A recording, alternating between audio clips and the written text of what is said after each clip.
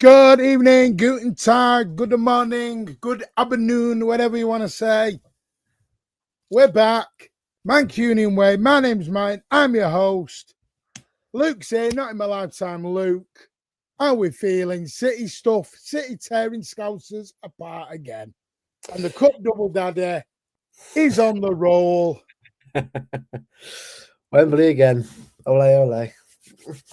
Yeah, Wembley again. Yeah. Yeah, south. Quick one. Apologise Thursday. I had to. I was dealing with some on Thursday, so big up to the boys who covered me. Yeah, it was a one-off. My bad. But let's just say some of those before we get into our wax lyrical session. Rich was going to join, but I don't know where he is. I think he's forgotten all about it. Declan Rice, IOUs, Cathy. If a keeper believed in the summer, I'd rather it be AK. I don't care. No, not doing that. What would everyone rather see? City win the league or England win the league? England, they're going to anyway. England can kiss my ass. Jay Charles scored. Yeah, former City graduate. Get in there. Don't worry, we're going to let Luke have his Southampton moment in about 10 minutes. We'll let him get there. And then we'll ask him the big question: what end at Wembley is he sitting in? Okay, please don't start it down. If we City end, not shameless. His family might be in the other end though. Awkward combos for Luke. Nah, to be fair, no, everyone wants to be me anyway. Big old Luke. You know you're in for shit for the next 3 weeks. Oh, mate, bring it on! Come on. You know, for your game preview, you're going to get like your mum on, your dad. Who are you getting on? For God's sake! No, I'm going quiet. Get tone on. Yeah, the most shameless. Ryan Church was good in terms of pause or element, knowing when to attack. By the way, this guy and his rage baiting, fucking. I tell you, I can see Pep slapping him one day. You know, like stop it. Yeah. What you putting on a Liverpool shirt when you sat on the booking seat bench for? You trying to wind everyone up? I hope England go out in the first round. I'll watch it out of boredom probably while I'm on a beach in Cyprus. I don't know. It'd be France or Spain anyway. Yeah, after we play our Etihad Stadium, we play Southampton on Saturday. Yeah, it is looking like the Saturday. I don't think that's fully confirmed, but it looks like we're the Saturday game, which would be good. Make a weekend of it. Antoine Semenyo in his first 30 minutes was a bit inconsistent. Well, we'll go through it because I thought we'll go through it, but I just want to say some of those. I'd rather Arsenal get relegated than see 115 celebrating the Premier League. Yeah, cry more. Cry more. It's not my fault. Your team bottling it ain't my fault. You lost to a championship team of unbeaten 15 games, mate. You should know better for championship. I'm not sure anymore, Chopper. The inside thing is apparently he's not. Others are saying it still may be on. So I think it's one of them we'll see in the summer. Why is the Burnley game been postponed? Because it's semi-final weekend. We're at Wembley again. Evening, Neo. I'm blocking tonight. Stops me getting mad. Evening, Neo. Good evening, Kate. By the way, I have asked Jay if he wants to come as well. So just to wind him up a bit more. No, big up, Jay. Go and give Jay Talk Sport a lot of love. Top guy. Listen, we don't fully agree on football, but it is what it is. You don't fall out with people over football. Big up, Mike. He's governor here. Oh, governor, are you here? Are you just on camera, off camera? Good morning, boys. Good evening. Are we not looking at your face? You can if you want. There he is. I just want to see your ugly mug. Hey, I cooked him, though, Pardo. I cooked him. Come on. Imagine that Semenyo halfway shot went in. Oh, yeah. It wasn't as far away as I was right behind that. Almost that in. was not as far away as people think it was. Their goalie was shitting his little pants. Put it that way. Walking, sing along, walking City Wonderland. Yeah. Hello, Blue. Yeah, make sure you send hello to each other. Blue Art DC. Good afternoon. Good evening. Hope you're all well. Packet of crisp. Wearing a shirt in the dugout sums up Churka. It does really, doesn't it? He got told to take it off, didn't he? Yeah. Oh, he got told to take it off very quickly. He was like, okay. That was like a naughty boy in school getting told, get that off. Yeah. Oh, we need to respect. Oh, listen, we will. Listen, we'll talk about that. But yes, I don't want to wear 5-0, 6-0. No. We'll deal. Let's No. not do this arrogant stuff that has bit us in the arse so many times. They're a good team, man. They're a good team. We've got to treat Southampton like that's Arsenal or anyone else. You're a semi-final of a cup competition now. Yeah. You give it 100% and you don't do this. I'm not. I know people will, especially on X. They'll roll with that. So only Southampton, play the kids, blah blah blah. Wasn't he an ex academy player, Shay? Charles, yeah. Yes, Shay Charles. Well, don't remember because Joe Shields left City, went to Southampton, took Shay Charles, the goalie. Remember his name? Bazunu, and they also took Lavia and the winger. Who was the winger? Edoza. Thank you. And then Joe Shields pissed off to Chelsea because he turned his back straight away. It's all right. I've seen Chelsea again. Yeah. Big up, by the way. I just want to say, I'm not going to. No, I'll mention it at the end. I'm not going to do it. Wembley again, ole, ole.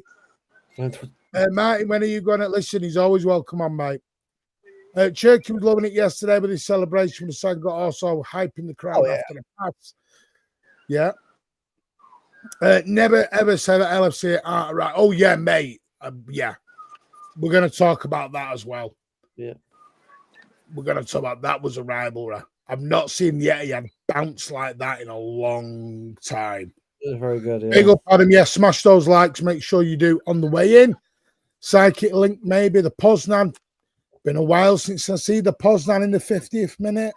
Been a while. Stop edging us on. Egging us on. Sorry, edging us on. More off field. We hate the Scousers. Big up, Martin. Teal me, old glory hunter mucker. How you doing? Happy Easter. By the way, yes, happy Easter to everyone who was celebrating it. I hope you've had a lovely family weekend. I hope you have a great bank holiday. And yes, I have celebrated it. I enjoyed it. Had a lovely time with family. Plenty of eggs. Been to church. On the old lot. Yeah, I got. Yeah. Been a good Christian. Happy Easter to you. And yes, it was the day of our Lord Jesus Christ rising. Other religions are available and respected as well. Welcome back. Thank you, DC. By the way, Liverpool fan in the family stand. It was not me. I can confirm it was not me. Wasn't me. Yeah. I didn't beat him up. I plead the fifth. Hello, Luke and Martin. Well, Governor's here now as well. Yes, we love when our team wins. Some heated fan debates have to be in Arsenal. Yes, I'm going to talk about Liverpool. The Arsenal fans are apparently now the FA Cup is a small trophy. Oh, right. So the League Cup was a small trophy. The FA Cup's now a small trophy. The Champions League will be a small. We'll carry it on. Any news for my ballers? Race, Mikasa, Echeverry loans? Nope. No talk at all on them. We're basically as we are, Manty. As we are. Echeverry's likely to go on loan again. Victor Hayes will depend on probably where we are in the summer. He may do a loan, but I think they're looking at a Premier League loan, which will be good, I suppose, for him. I'd rather him go on loan to the Premier League than sit and rot on our bench. I don't think that helps anyone. City are doing the domestic treble. No. We're cooling. Whoa. I mean, we are now the only team who can actually do a treble. Sorry, Arsenal. We are officially the only team who can. Doesn't mean we're going to talk about it. You land into a treble, you don't talk about a treble. Yeah? Let's see where we land. Otherwise, you end up like Arsenal fans with egg on your face. They were going to do a quad. They were going to do a treble. Now they're down to a double. One game at a time. One game at a time. You can't. Yes, spot on. Martin used Luke as a spy for Sarah. Which Luke? This Luke or Chompy? Which Luke am I doing this on? Evening, lads. What a performance. We'll talk big enough Terry dug in there. Declan Rice, shut up. Pep, you said the league was done, which it is. You said Foden deserved to go to World Cup. All right. Briggsy, by the way, do you want the link, mate? Come and join us. I'm following Japan. Jesus. I don't think I'm following anyone in the World Cup. But anyway, right, we'll get into it. Yesterday, great win yesterday, 4-0. Thought you were working. Oh, I can't. Come on, I'm working. Don't know where Rich is. Probably is. Probably skiving. I'm going to text. I'm going to find out. Right, what did you two think of the lineup, by the way? We'll get into that. Yeah, I thought it was fine. I think it's what I kind of expected it to be anyway. It was enough experience in there. It was the right front three. I thought, obviously, Doku, Spencer, and Haaland up front. Rodri, Ronaldo, Silva, Shirky was probably what I would play anyway. And I thought the back four, Husnov and Gay. Obviously, with Diaz and Stones being out injured as well, it's probably the right team overall, I'd say, that would have played anyway. Obviously, no Nori as well, which obviously a bit of a surprise. But I think considering the game went on, I thought O'Reilly was brilliant anyway. So I think it was a perfect team. And yeah, I can't play at all really of that one. You picked what we said, really. We said about bringing Gay in with Cuz, and then, I actually did say Nori left back, and then put O'Reilly in the middle. But yeah, it was virtually the same side, really, what we mentioned. Do you think this is apart from maybe, because I'll be honest with you, people ain't going to like this, but Donnarumma will come back in at Chelsea. Do you think that could be the 10 outfield players who goes with for most of the season then? Possibly, yeah. I think so. Do you know what Pep always does that 7-8 games? He tends to have the same 11 usually now, doesn't he? I think I'll probably be it, maybe. Well, maybe Nori come in now again. Could be. But I reckon he'll put Donnarumma in for the league games. Oh, yeah, no, that's what I said, apart from Donnarumma. Yeah, sorry, yeah. Go on. Because I'm not doing this whole, because he's played well the last 2 games, he's better for style of play. Everyone right now is so reactionary when it comes to what's right for him. Again, if it is Trafford going forward, I love Trafford. I think he's got better and better this season, and he's getting more into his zone with the team. But the problem is, in the Champions League, he's not there yet. And that's fine. There's nothing wrong with that. But he's got to play more games in the Champions League. Where Donnarumma's done it in UCL. Everyone can disagree with me if you want to. But I look at it more as in his experience will only get better and better for him as he's at the club. That's what I feel anyway. I'm not. Pardo don't like the Poznan. Wow. Bloody hell. Pardo, do you not like the Poznan, me old muck? What's up with that? Yeah. Come on, you're going to love the Poznan. You're getting sacked. Pardo. You got to love the Poznan. Sorry, carry on, Luke. Yeah, no, I think what it is, right, at the end, look, Trafford will play against Southampton in the Cup. That's a guarantee anyway. That's happening either way. So, look, if Donnarumma gets injured, then all right, well, he's a trust him anyway going forward. But I think what we got to do is realise is that we haven't got control of what managers or club does. We just have our opinion. If Donnarumma's a number one, he's a number one. This isn't FIFA. Donnarumma is the number one, yeah. Yeah, exactly. That's right. Pep's already said that. I don't know why everyone's... Listen, I get it. Doesn't mean I hate Trafford. Doesn't mean I dislike Trafford. He's a very, very good goalie. We'll be number one most places, but Donnarumma's our number one. Yeah. No, I hope sorry. Stays. In the same way, we had this debate over Ortega and Edison. Pep said 1,000 times over, Edison's my number one. Donnarumma is his number one. We can't do this again, man. We can't go back to witch hunt again. We can't do this. We can't do this. We have to learn from that, and we've got to chill the hell out. We are not in charge of the club. We are fans and have opinions. That's all we do. No abuse, nothing like that. This is what I mean. Having opinions are well and good, but if you're about to start mouthing off and be abusive about people, that's beyond that. It's beyond it. It's just chill out. Like, whoever plays. Yeah. How it is. Well, to be fair, Alan, Trafford was struggling on crosses yesterday, mate. Trafford, by the way, is very good, by the way, but he also isn't invincible himself. He has mistakes in him. He does. No, not with goalless casting. No, there's a clear number one and a clear number two with the goalless. Look, hence why Donnarumma's on 260 grand a week and Trafford's on 55 grand a week. There's a clear number one. I just think you should got to chill out, people. Yeah. Look, I don't get the Donnarumma stuff. Donnarumma has the second most clean sheets behind Raya. And that's where the defence that's literally flipped and flopped all season. And he still kept the second most clean sheets. Yeah. Behind Raya. People try to sell him after a year. I'm sorry, you aren't in charge of the club. This is the thing. Well, this is what we do now. We drop players after a season. They come in the club, so we just say, "Oh, he's shit now. Get rid of him." This is what we do. Like, there's no chance to improve next year. No, 1 year and you got on it. I think Arsenal have got the similar situation, haven't they? But theirs is totally different because Kappa's shit and Ray's top keeper, and they've got that argument in their fan base. Do you know what I mean? It's a big difference.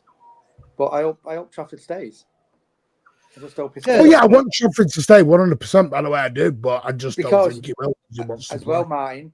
I agree with Rich. What Rich was saying the other last week about if you're only going to play Trafford in the cup matches, next season we could be out by January, and then Trafford sat on the bench for the rest of the season. But you've got to allow for injuries. You get rid of Trafford, and then Donnarumma gets injured. And who have you got? Yeah. But I don't know where people have got this thing at the minute of number two keeper. Sounds almost saying number two. I don't want to call him number two. All the number two keepers generally playing in. Kepa played yesterday.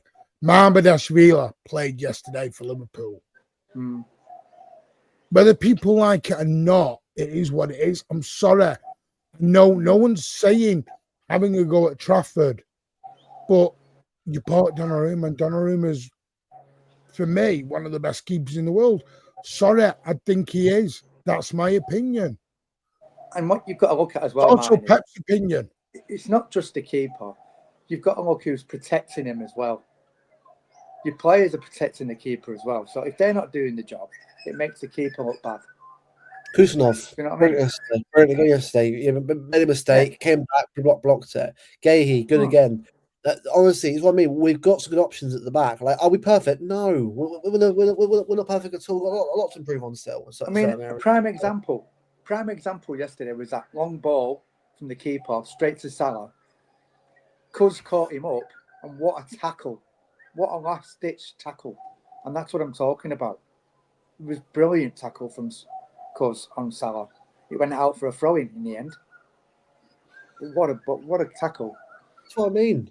Like, but it's like we can't like celebrate players that bring down someone else. Why can't we just? Can we just please as a fan base stop doing that? It's just like it's frustrating. It's like what? So we have to bring down someone else to bring someone else up. But no, you celebrate the players that do well on the day. That's right. I never understood it at all. What do we get? Players are there to protect your keeper, you know. And Exactly. a lot of the games, he didn't have much to do, really, second half. And Briggs is right, by the way. But Briggs is right. As soon as you try to make a mistake or does something wrong, don't do that, Spike, because I know where you stand with it, and it is what it is. Anyway, we're not going to do the bloody Trafford Donnarumma because we can debate this till we're blue in the face. Yeah. Donnarumma's number one. Deal with it. I got it in before Rich came. Donnarumma is number one. You don't like it, send your emails to the club, not here. Send them to the club. Now send Martin an email.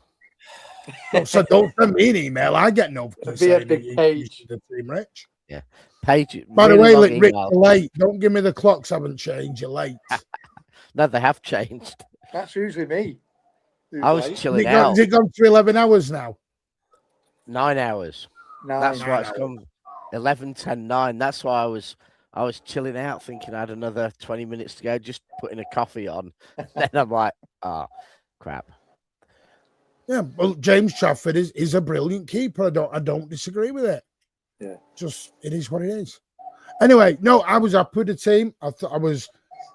Listen, I'm going to say I thought the first 20, 25 minutes was what I would call an old-fashioned cup game. Liverpool probably had the slightly better chances, but I thought it was a bit end-to-end, a bit of blood and thunder. But as soon as City scored the first goal, there was only one team in it then. Yeah. Liverpool went under a rock and never came out of it. But that's right. I'll be straight. I thought for the first 20, 25 minutes, that it was a really good game to watch. Yeah. Plenty of blood, plenty of thunder.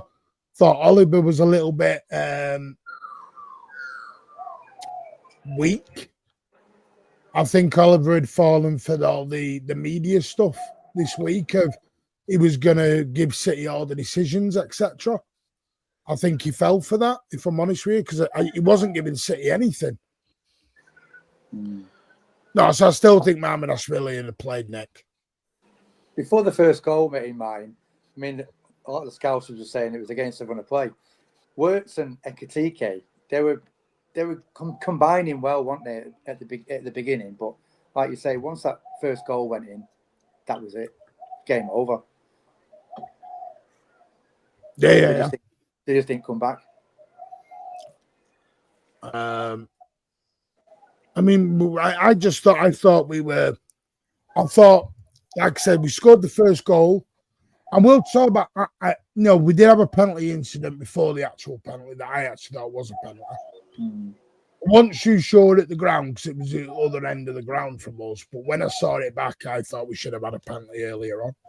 Yeah, and I think It's been given. I think Oliver bottled it. I'm not having this. Kirkes didn't move. Kirkes did move his body. Kirkes knew what he was doing now. He wasn't stupid. And for me, it was a Stonewall penalty, the first one. But we did get one eventually, and which also was a foul. I don't know what Van Dijk was doing. I thought Van Dijk and Canati were awful yesterday. I thought they were awful. Van Dijk's been going like that since even last season. They had a brilliant season. They won the league, but he was deteriorating last season. This season, he has really dropped off. He's still got the attitude he had when he was playing, brilliantly a few seasons ago, but he really is losing it. He's just not got there. He's just not got the timing he used to have anymore.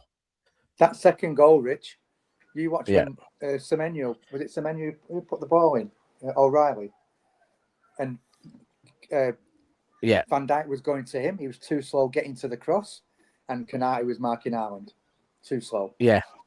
No, it's interesting because he's getting away with it because Salah's getting all the attention because Salah's drop off has been absolutely colossal, and Van Dijk's getting away with it because Salah's getting all the pelters, and Van Dijk's getting ignored, even though his drop off is not as big as Salah's, but it's nearly there. Once we watch it, Martin, like we watch it on Stan Sport here, and the great commentator made a great comment. He said Salah had the ball and he went, "Oh, Salah, what did he say?" He said, "A star of the past has got the ball." I thought, I can't believe he said that. But he said star of the past when he had the ball. I thought it was a great comment. Anyway. No, I mean, for me, I'm going to say I thought, and we'll get into the goals as well. I thought 9 of the 11 players were exceptional. I thought 2 had a bit of an off day. I think Nunes had a little bit of an off day because I think Ekitike ran him ragged. But I do think there was a tactical issue behind that because I think the way we deployed our wingers yesterday So you look normally Semenyo and Doku come inside quite a lot. So which allows the fullbacks to go up and put the crosses in. You watch yesterday, the two wingers were was wide as anything. At one point, I thought Doku was going to come and sit in the front row. It was that wide. I mean, there was one where we were coming up the left-hand side and Doku was just going wider and wider out. To a point where we were giving him a 5-yard sideways pass. He was running out of room to move into space. And I think that's where I think Nunes got affected by it. Because I think Nunes enjoys that overlapping fullback job.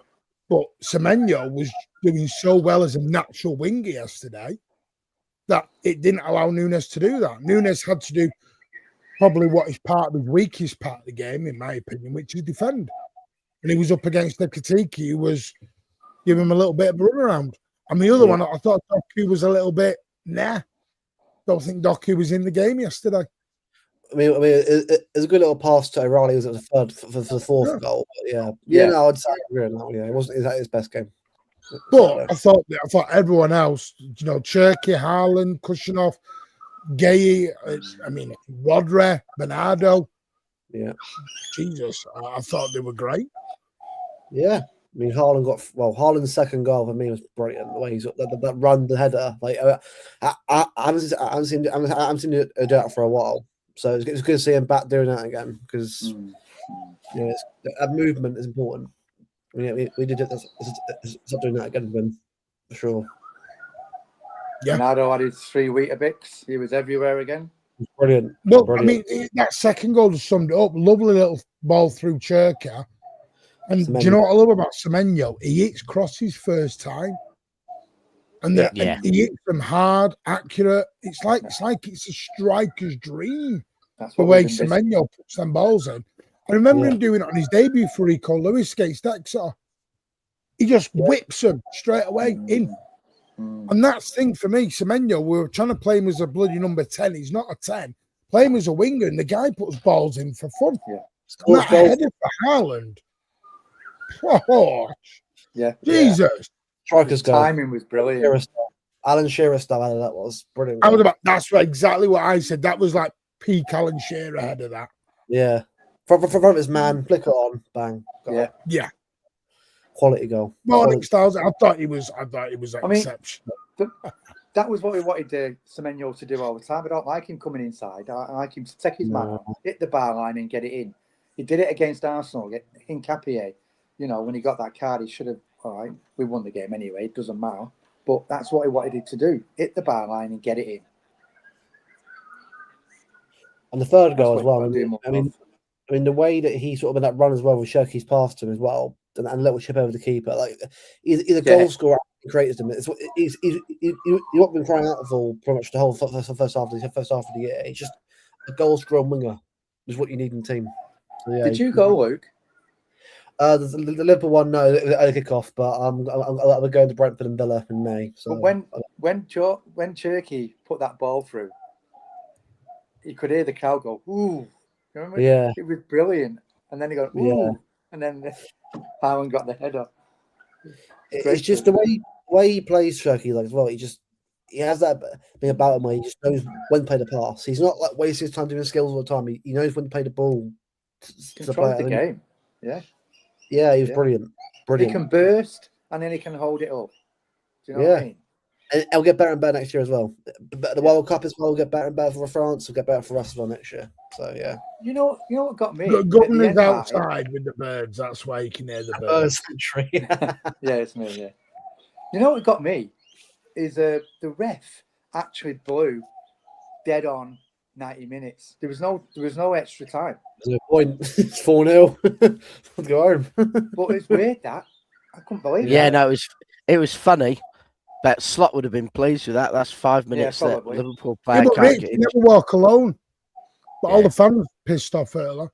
Well, you could see when the second goal went in, they were. Oh, they were thinking about Paris. Yeah. I think the first goal. Well, first goal maybe. Once they realised they didn't want to draw the game. They didn't want extra time. Once they realised they weren't going to win, They just the camera like, put we're them going on to 58 conserve the minutes, energy, and we're going out then. we're thinking about Paris. Yeah. Yeah, they were not interested in making a comeback. And you might be right, probably was the first goal, but once they were like, we're not going to win, they're like, we're thinking about Paris. Elliot's here. Elliot, you were ignoring my WhatsApps when I was talking about Haaland yesterday. Well, I'll just say, right, though, if we're that's going to go against Liverpool, right, imagine PSG against Liverpool right now. PSG are better than us right now, I'd say, going forward. Do you know with Liverpool remind me very much of us last season. Remember when we used to concede goals and then we just concede 3, 4 and we just collapse? Try to go back, mentality. Yeah, true. That's how I feel Liverpool. I think Liverpool have just got into this rot at the moment. Really badly. Yeah. It just Haaland, was it his 12th hat trick? 12 for City. Wow. Yeah. Well, then we can do the third goal because Semenyo, what a chip. I mean, that was right. I was right behind that and I was like, go on, lad. Yeah. What a chip that was. Fantastic from him. Yeah. Great little pass. The timing of it was important because to get it so early in that second half killed the game. Really killed the game off. Turkey again. His confidence, though, Semenyo's confidence is amazing. He's come in and he's settled so fast. I mean, it's partly coming from the Premier League, I think, but we don't often have players who seem to we sign them and they just settle in. And I think Gay and Semenyo both been tremendous buys to actually come in, get in the side, settle in, and we're not worried about them having terrible games. They've both had, maybe 1 or 2 bad games since January, and none of our players have been any more consistent than that. I mean, 8 goals, 5 assists on that for Semenyo, which is incredible. Yeah, it's incredible what he's done. Semenyo will be up in the top 3 for Player of the Year because when you take into account his Bournemouth form, he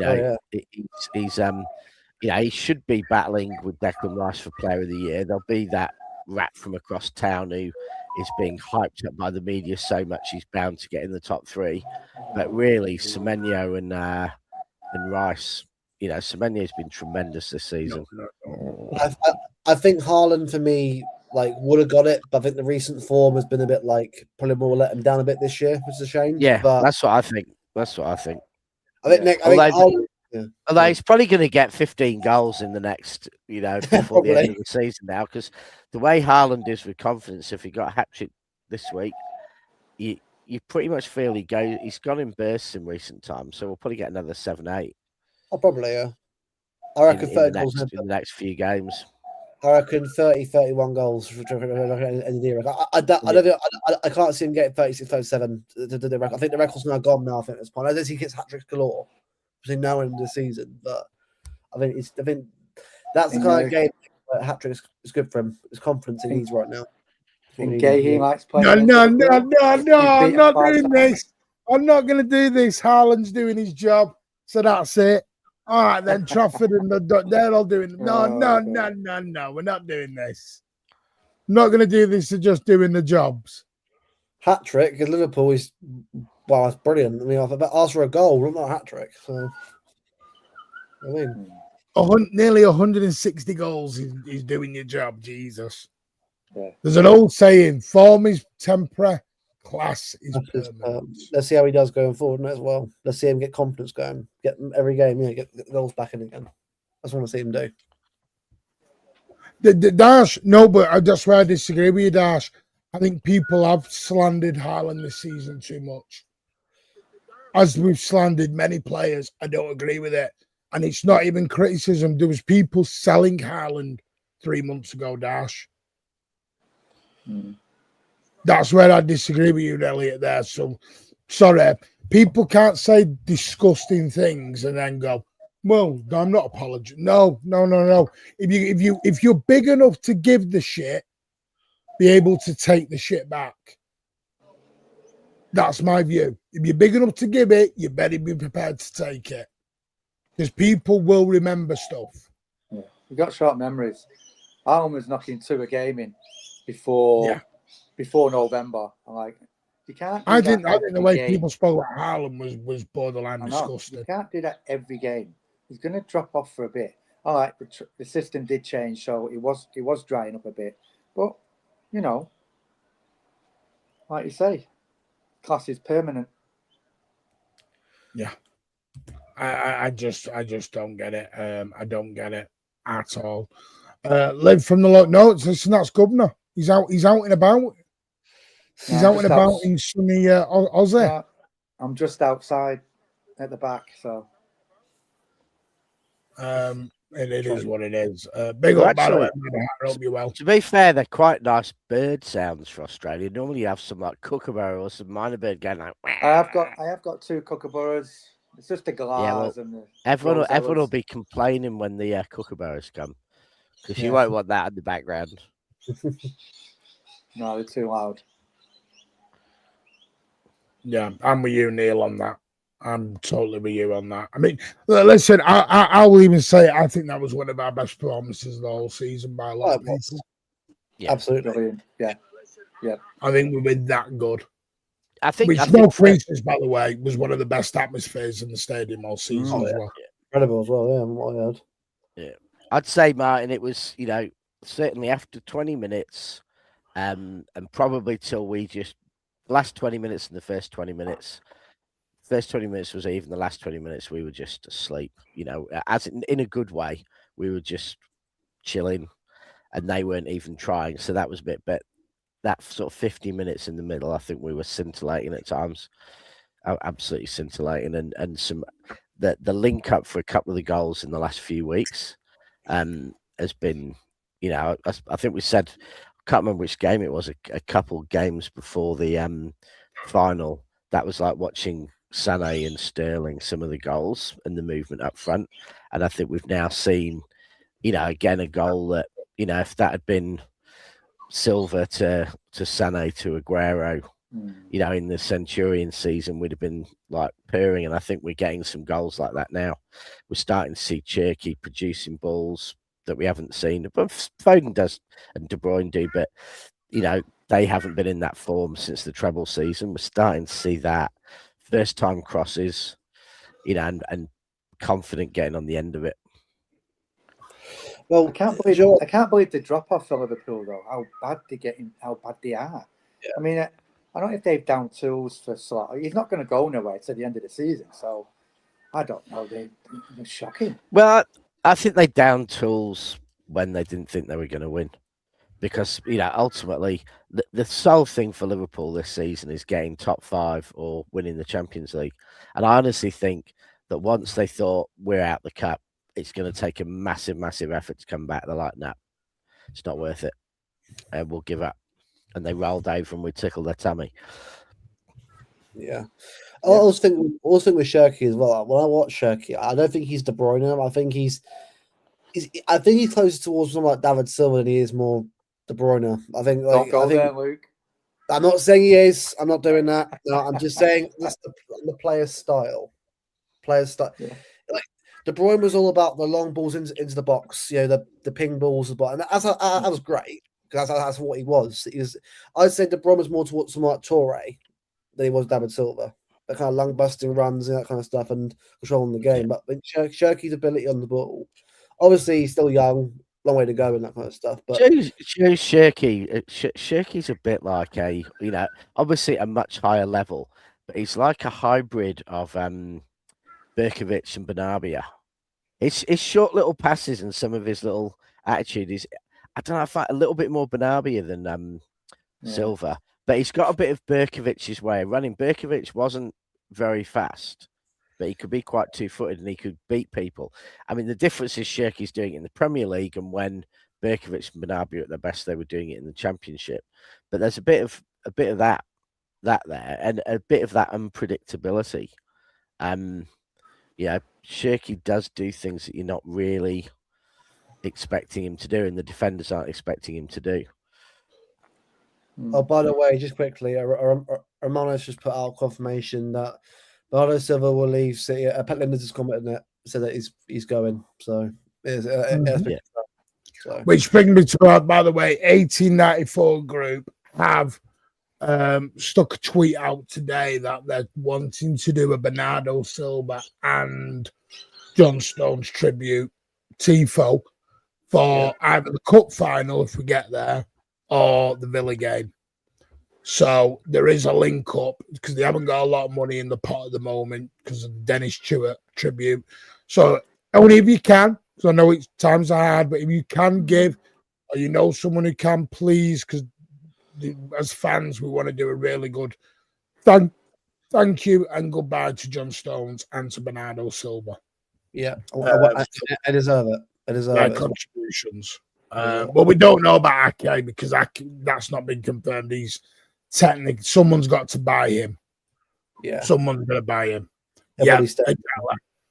So it is there. So it is being discussed whether it'll be either at the cup final or the Villa game, depending on which one. But they are trying to give stuff for that. Yeah. So for me though, I'm just it's sad about Bernardo. Again, I thought he was excellent yesterday, by the way. Yeah. Keep hearing is what does Bernardo bring to the team. It's like, are you watching games with your eyes closed or what? Him and Rodri were fantastic again. And Pep said it himself during the week. Rodri's Rodri. I'm going to play Rodri. Sorry, but I am. It is what it is. You know, you don't have a racehorse and stick him on the bloody side. The way it is. Have I given us up on winning the league? At the moment, yes. Ask me again after the 2 games. If Bournemouth draw with Arsenal, we beat Chelsea. Governor and me are still confident though. You know, most of us in the sunshine, still confident. Yeah, still confident. Beat Chelsea and Arsenal. And let's say Arsenal drop points to Bournemouth, some of that. All right. Yeah, it's more on us now. Win every game rest of the season. If we don't do it, then we know where it went wrong. We win our next 2 league games, we win the league. I think they're shot. I think when we they final, did damage them. I think I really do. Again, just shown they've stewed on that result and look at the Southampton result. Yeah, the tifos are for confirmed people going, not rumours. Rodri, we'll say there's still hope people want to sign. You know, he does extend the offers there. And Pep just keeps saying everything. Pep just keeps saying, I've answered this question 1,000 times. Yeah. Pep keeps saying he's here next season. If it changes, then we can do something, but not until then. Pep Guardiola keeps telling everyone he's not leaving. I've got a contract. So that's what he said. There's nothing more we can do about that. That is what it is. And personally, I think Rodri stays personally. That's what I was going to do. I think Madrid go for Enzo Fernandez to do Rodri. That's how I feel on that one.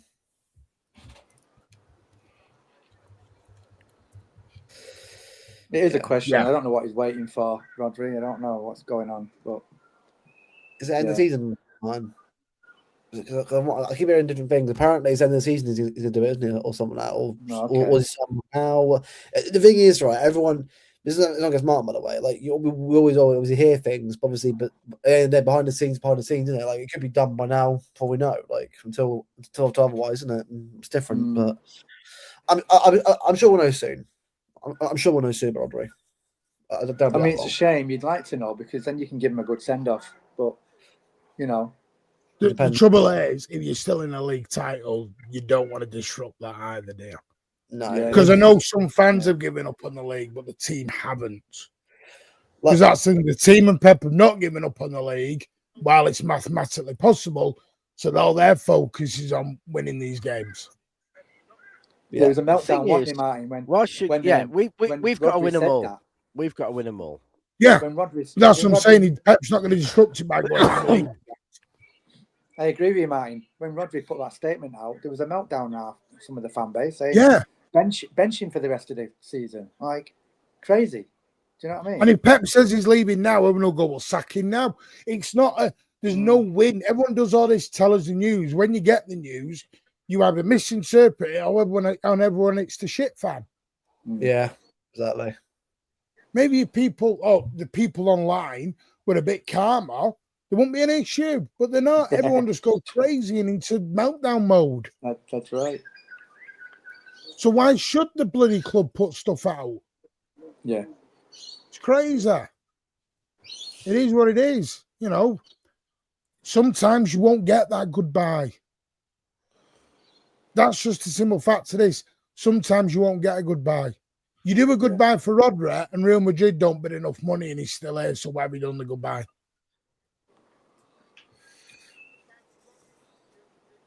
Edison didn't get a goodbye. No. Gundogan didn't get a goodbye. Akanji didn't get a goodbye. Not everyone is going to get a goodbye because Grealish didn't get a goodbye. Well, Aguero didn't really. Well, he got one, but not a proper one. Aguero or David Silva. So yeah, just unfortunately because of contract situations. Big up, Michael. Hope you well, mate. Lovely to see you back. You just won't get the goodbye in the same way others do. Yeah. Not everyone is going to get it, and that's sad. But that's the nature of the beast. Things move on, yeah. Maybe you win the league. They give the microphone to Pep, and Pep says, "I'm going there." That's when you'll hear about it. While they're in a title race, they ain't going to announce anything. So it is what it is, and you just have to deal with it. But I still want to say yesterday, because I thought we were phenomenal yesterday. I think that centre-back pairing of Gay and Kushinoff was solid as a rock. Yeah. Absolutely solid as a rock, those two. I'm excited to see Vardy back as well at some point, and it's the Empress. It's going to be tough, isn't it, when Gvardiol's back? Because I think Gvardiol's our best defender, and you don't. They're going to have to figure out a way to play Gay and Gvardiol. Diaz as well. He's got an headache there, hasn't he? Well, then you drop O'Reilly and put Gvardiol to left back. O'Reilly playing 8, maybe. You know, maybe O'Reilly. Well, you're buying Anderson, Rich. If you want Anderson in St. Ireland, then that's that one out the window. We'll have to go 3 at the back then. We'll have to just not play a right back. We'll just go 3 at the back. Gvardiol, Gay, and Kuznov, and you put Anderson in the 6. To be fair, to be fair, Anderson and Rodri in front of the back, and then. Well, I've got a question to ask you, and Anderson, in a minute. But I want to finish on this. I mean, I suppose I don't know what we're going to do. I think the Gvardiol question is a very good question. Because for me, Gvardiol's our best centre back. Yeah, but and again, that's not me putting down Gay or me putting down putting down Kushinoff or putting down Diaz. I'm not doing that. Just in my opinion, Gvardiol's our best centre back. So. It is a question, and the thing is, everyone keeps telling me Gvardiol's a waste at left back,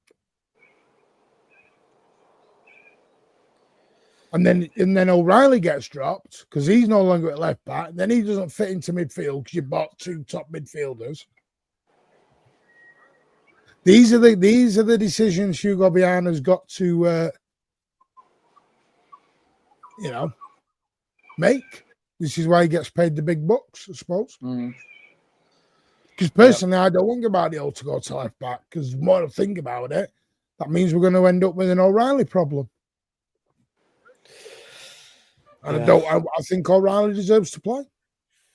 Do you think we'll keep Kovacic? Because he could do if next season Kovacic could do the unk job. Do you know what I mean? Bring him on when you need to. Really. I think we'll go personally. I think we'll probably go. Yeah. Well, the other thing we're thinking of, by the way, what you're doing with Eight Nori as well there. Because Eight Nori can't play anywhere else other than left back.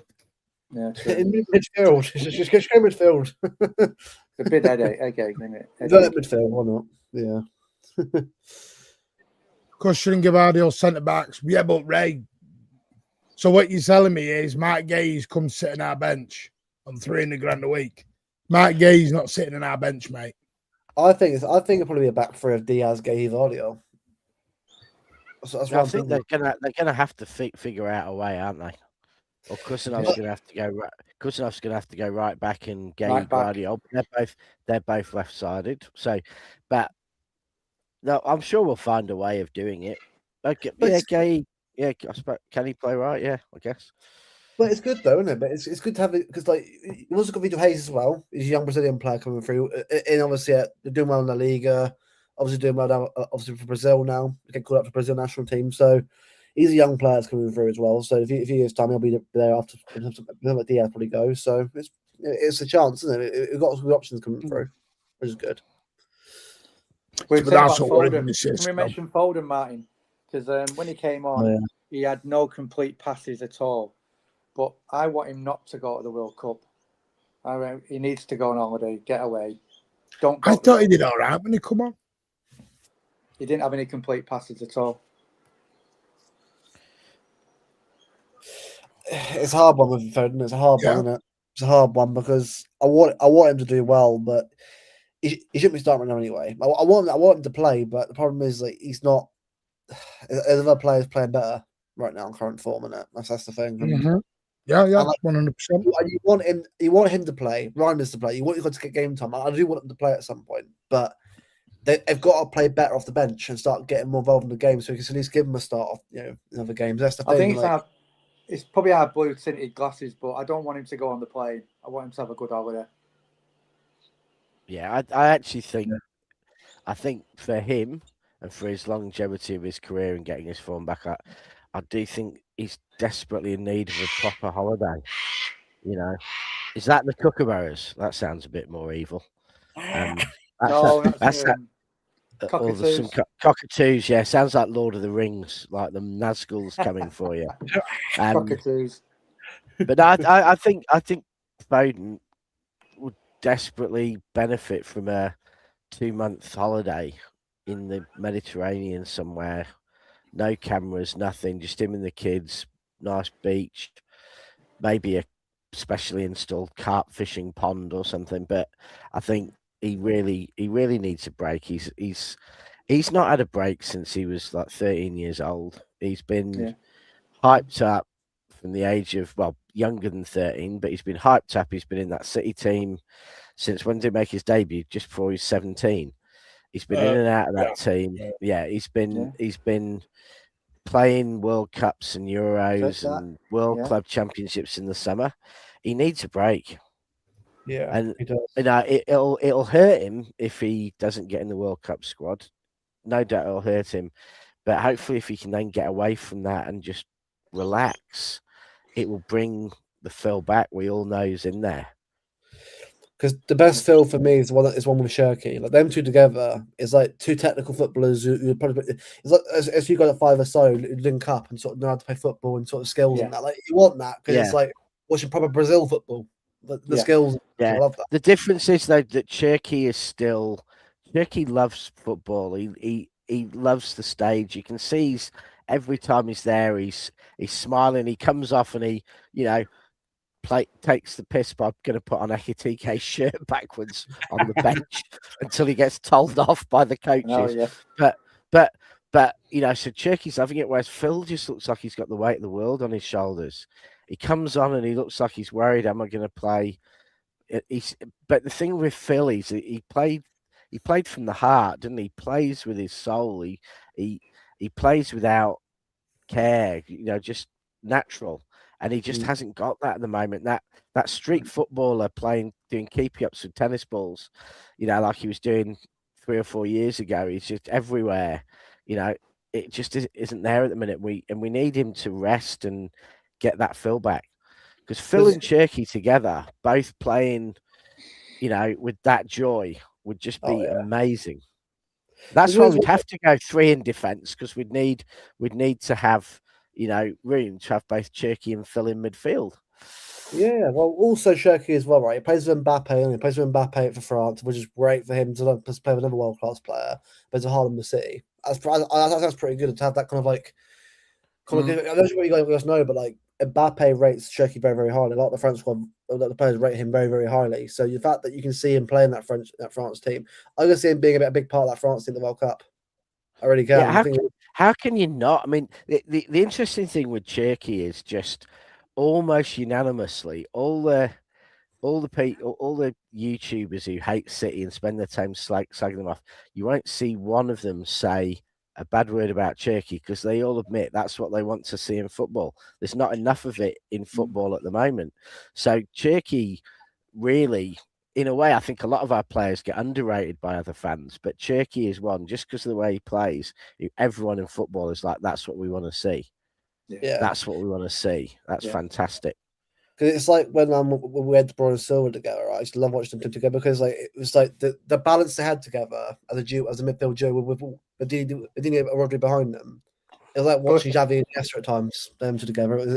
I'm not saying, look, that's a debate in itself because I love both midfields of that, but that's it's the same scenario, Luke. It's the same scenario when they say Pep's washed, but every other team would like him as a manager. Yeah, do you know what I mean? Same thing. Yeah.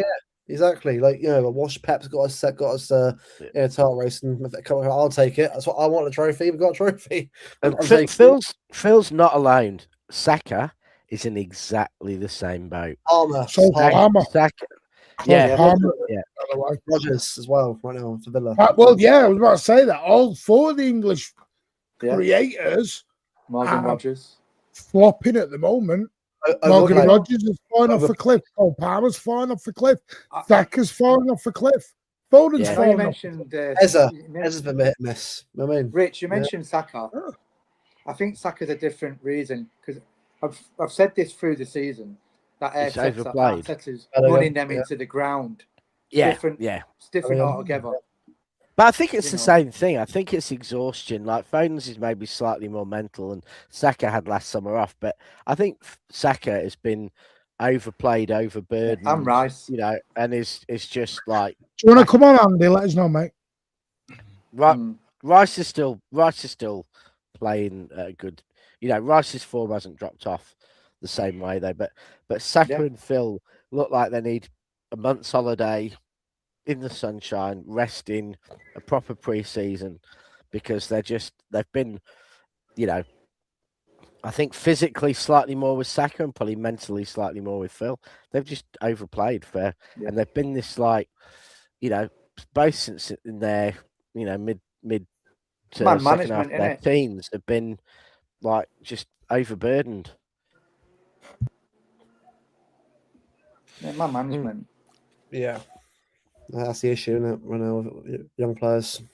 I think the only thing good about Liverpool was McAllister's haircut. That was the only thing I thought was good.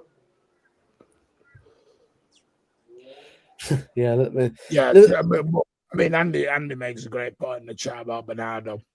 Absolute, all these Bernardo haters will soon see what he brought to our club when he's gone. Yeah. Just, I don't even know what they're watching when they say things like that. It's recency based. What have you done for me lately? I'll be honest with you. I think there's a lot of I think there's like that with all the.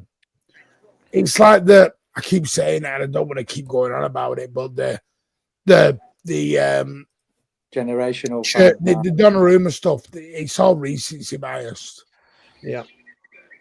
And the same with everything else. The Diaz slander and the Haaland slander.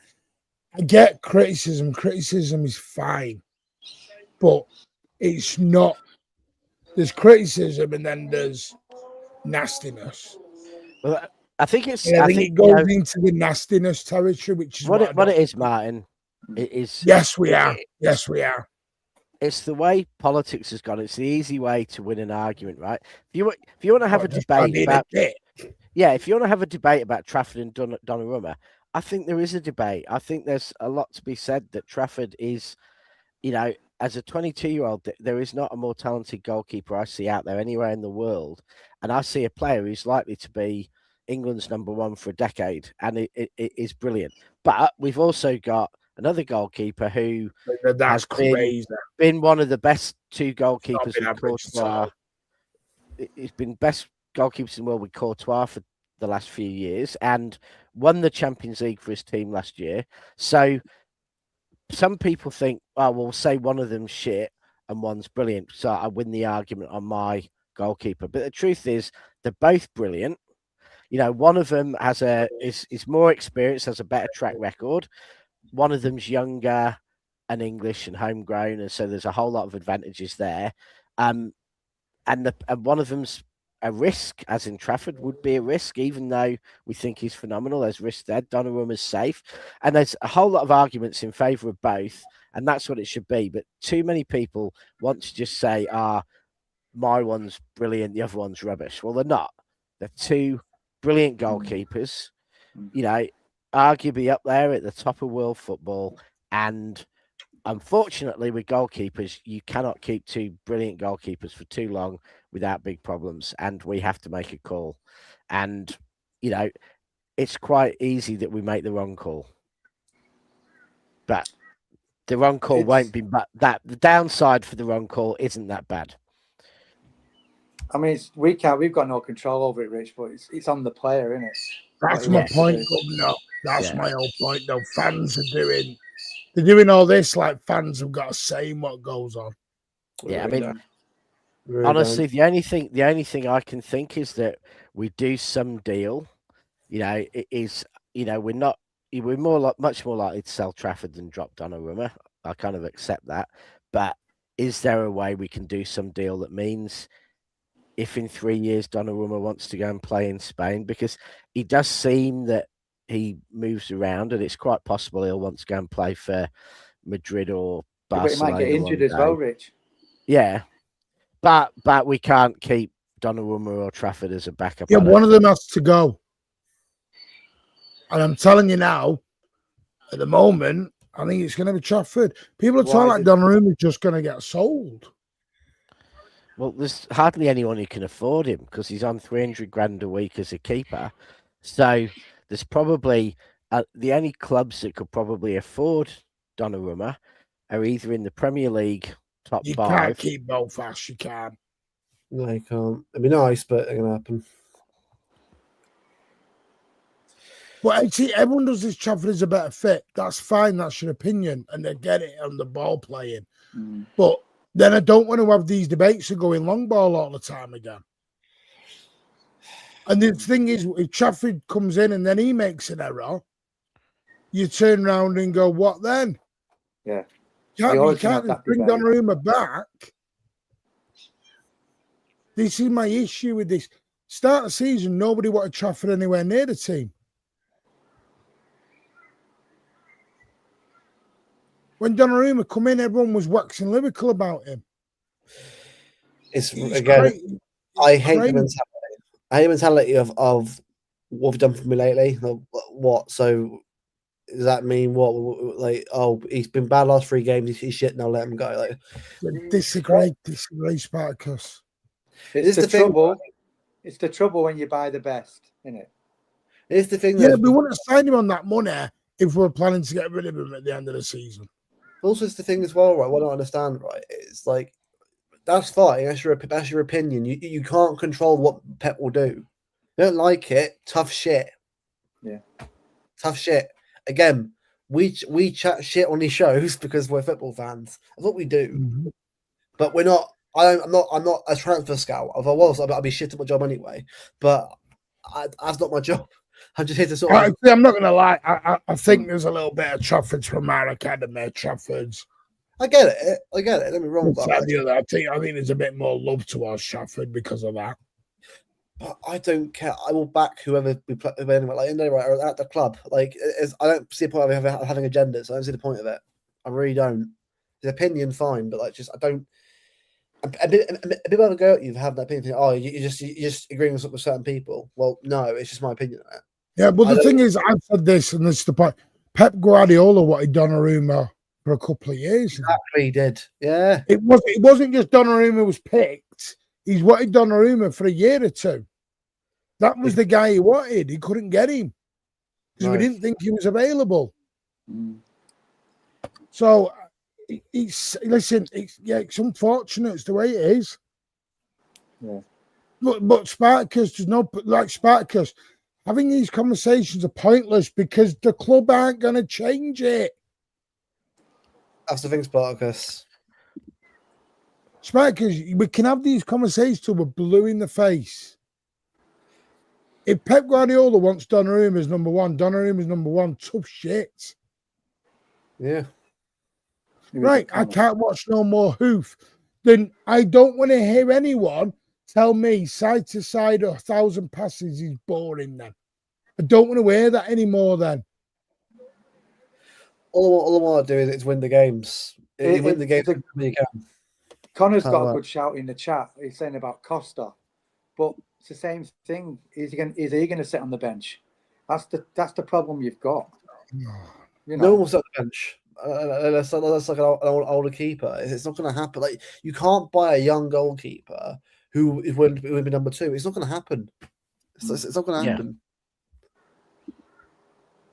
But Spartacus, that's fine. But you, Nobbins, whoever, we can all have great debates about it, but it's not going to change. No. What do you want to do? Here's the man of reason now. Hello. There you go, Pandy. How are we? Good. Good. How are you? I'm all right. But start a petition. Or, sorry, get off. What are you doing here? Start a petition. Honest to God. What's happening? Security? Oh, people want a petition now. We ought to open a proper chippy in the stadium. And we're going to start want a petition to get Donnarumma out and Trafford in. Oh, sorry. I thought it was Donna Kebabs we were after. Well, let's put. Should we put some perspective on that little rumor, or opinion? Before we got linked with Donna Summer, we was all delighted with James Trafford, and I'm still delighted with James Trafford because he's proved every time he's come in, he's proved that he is a number 1. He's not a number 2.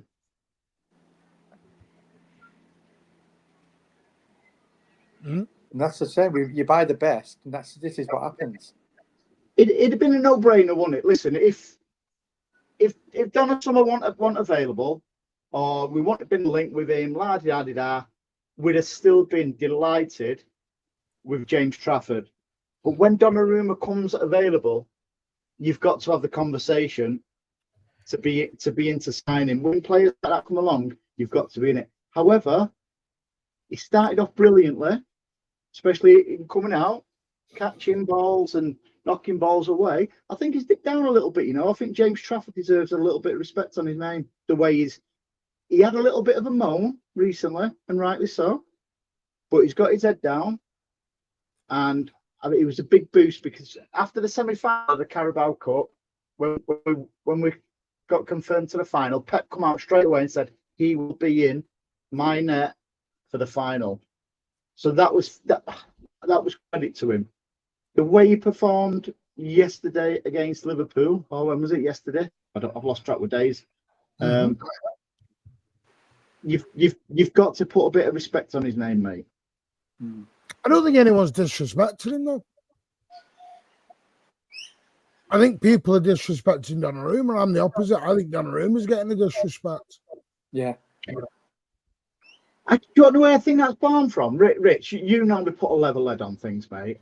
Yeah. By the way, good to see you, mate. Not seen you in a long time.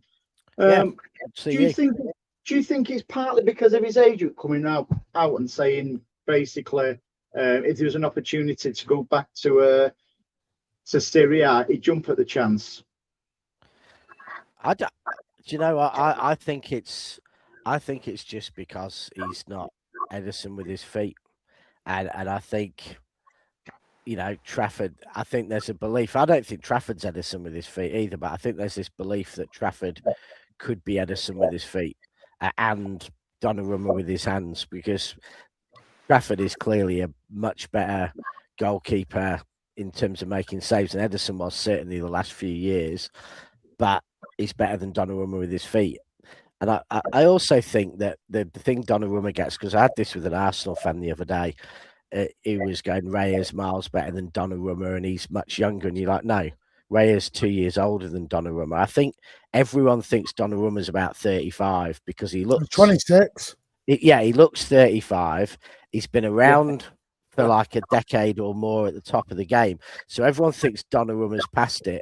But Donnarumma, if he keeps his form and stuff, has got another decade at the top level. And I think that counts against Donnarumma too. He's also not one of our own. You know, we are biased when it comes to kids we've seen come through the academy and all that. Sort of I slightly disagree. Why so many people on Foden's back then? I don't hear many like Mancunians or old school City fans. I don't hear many of them, with the exception of Rich. You know, a loud mouth from Melbourne. Yeah, there's a loud mouth in Melbourne.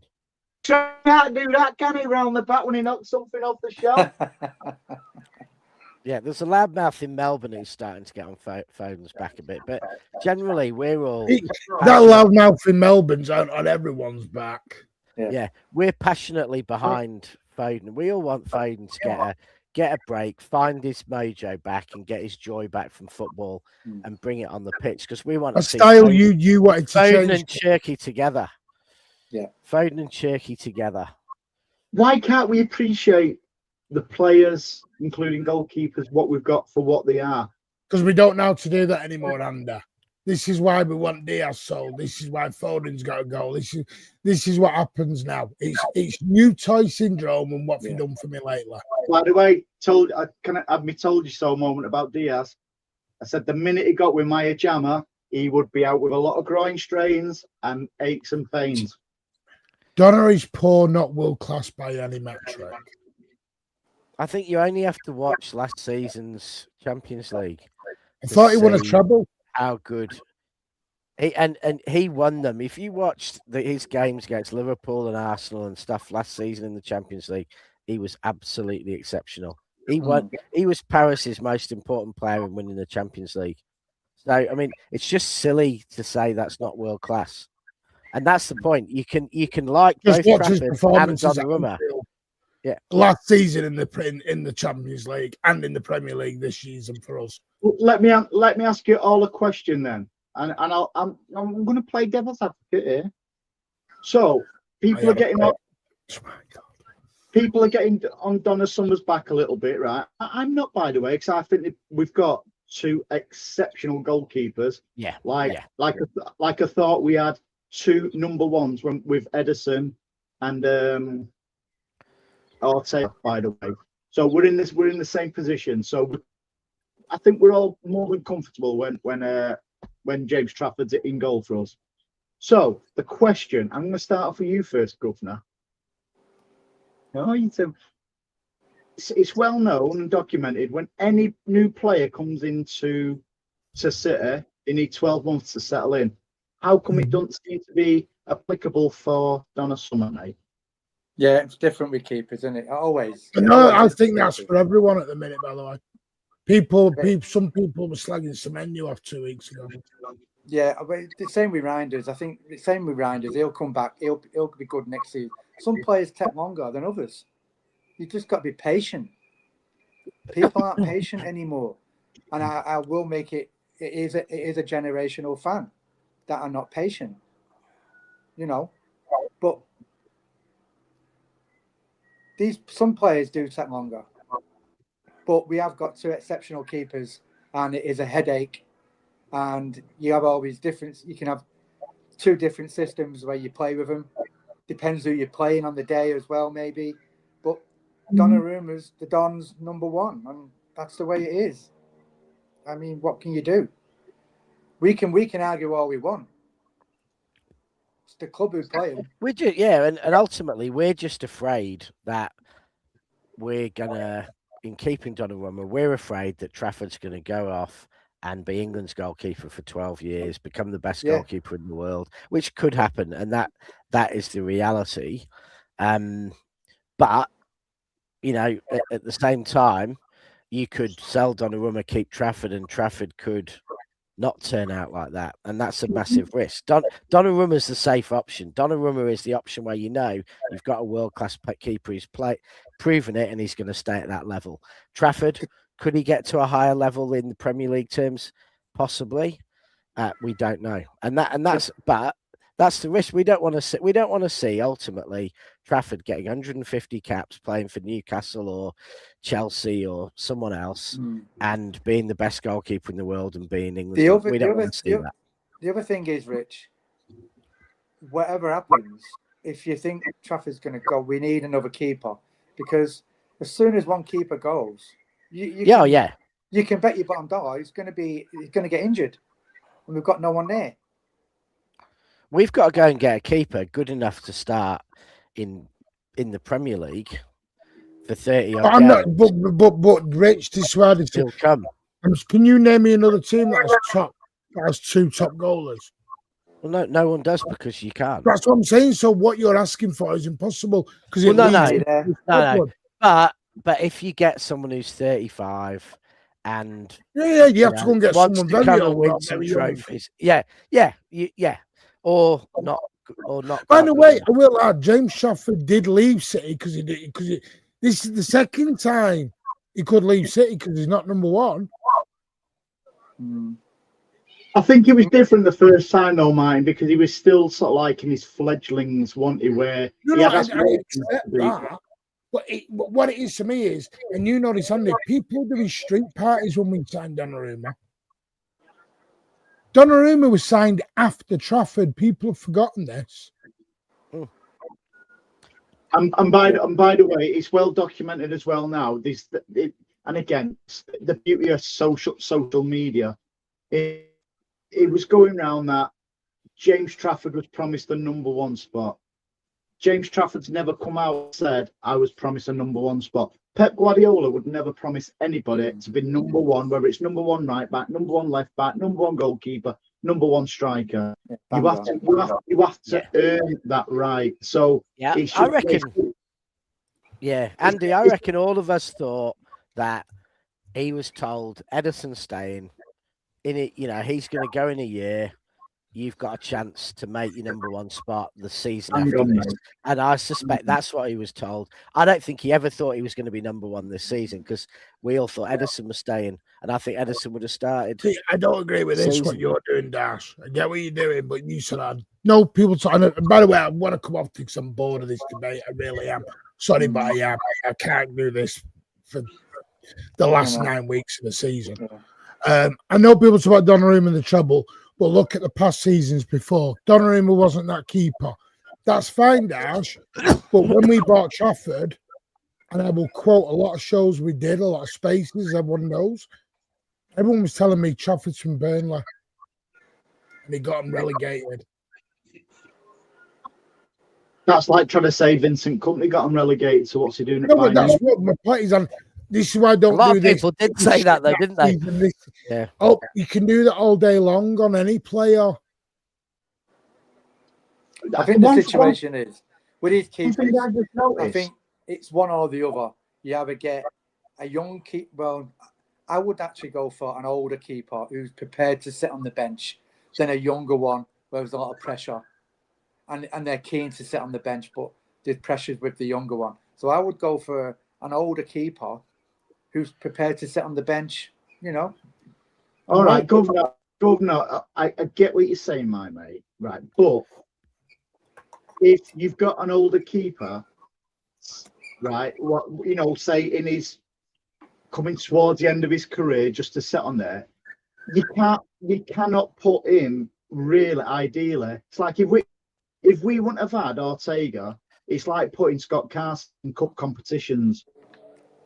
I was just going to get to that. We're talking about keepers, and you've got Bettinelli there. What's he doing? Is he doing Scott Carson's job? He's doing what he's always done. Been third choice. Like Bettinelli is just a professional third choice keeper. He's the emergency, isn't he?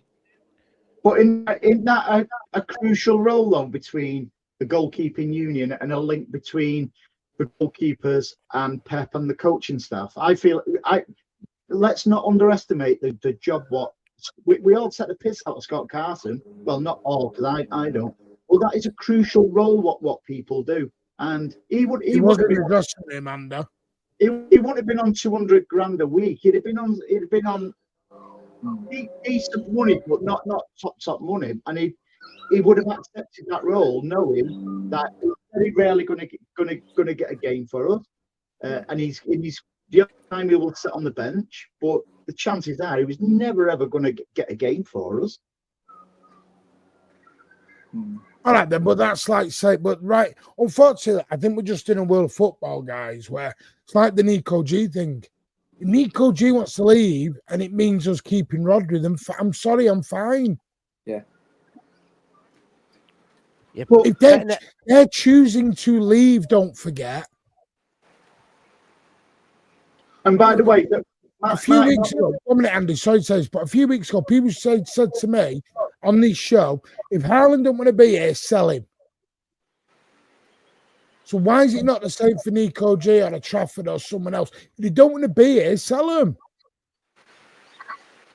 One thing on the Trafford thing, mate, is it's a unique position in it. It's minimal chances apart from cup competitions. Now, I think that's why you keep a happier squad of outfield players than you do with goalkeepers, because the chances are few and far between. And by the way, I'm not in the know or anything like that. I've said for a number of months now, I think next season will be Donnarumma's last season with us. I think he'll go and replace Courtois at Real Madrid before he does go back to his homeland. So if Trafford is unhappy, and that's what people worry about. Yeah, a loan next season for Trafford. I'd be up for a loan for him, but I would be saying no. You are not leaving. At the end of the day, he's under contract. I know you can't keep unhappy. I don't believe he is unhappy, but I do think Donnarumma Courtois replacement at Madrid, mate. But Pep has said that if you're not happy, go. He said it again last week. This is why I get people are wanting to do the.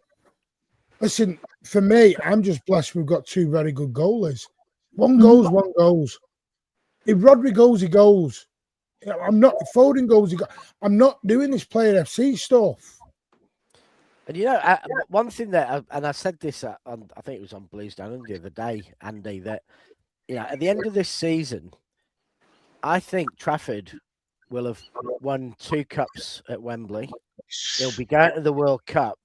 Donnarumma might have won nothing. I mean, I still think we've got a good chance at the league, but the chances are, if you look at the bookies, Donnarumma's going to end this season having won nothing, and he's going to be on holiday in Sorrento, and Trafford's going to have won 2 cups at Wembley, and will be at the World Cup. So at the end of the season, Trafford might well be the happier of the two, despite and we'll have far more memories of the season than Donnarumma will. Yeah. Having been first let's choice. Move on now. I think everyone, and I don't mean this defensively in the chat, because I think everyone's on the same. We need to move on from the Trafford Donnarumma stuff. What will be will be. Yeah. It is what it is. It is what it is. For me, I'm going to appreciate everyone who's in a blue shirt, and we'll see where we land. You don't play in blue and keepers. What was Jack Gorn's bombercade?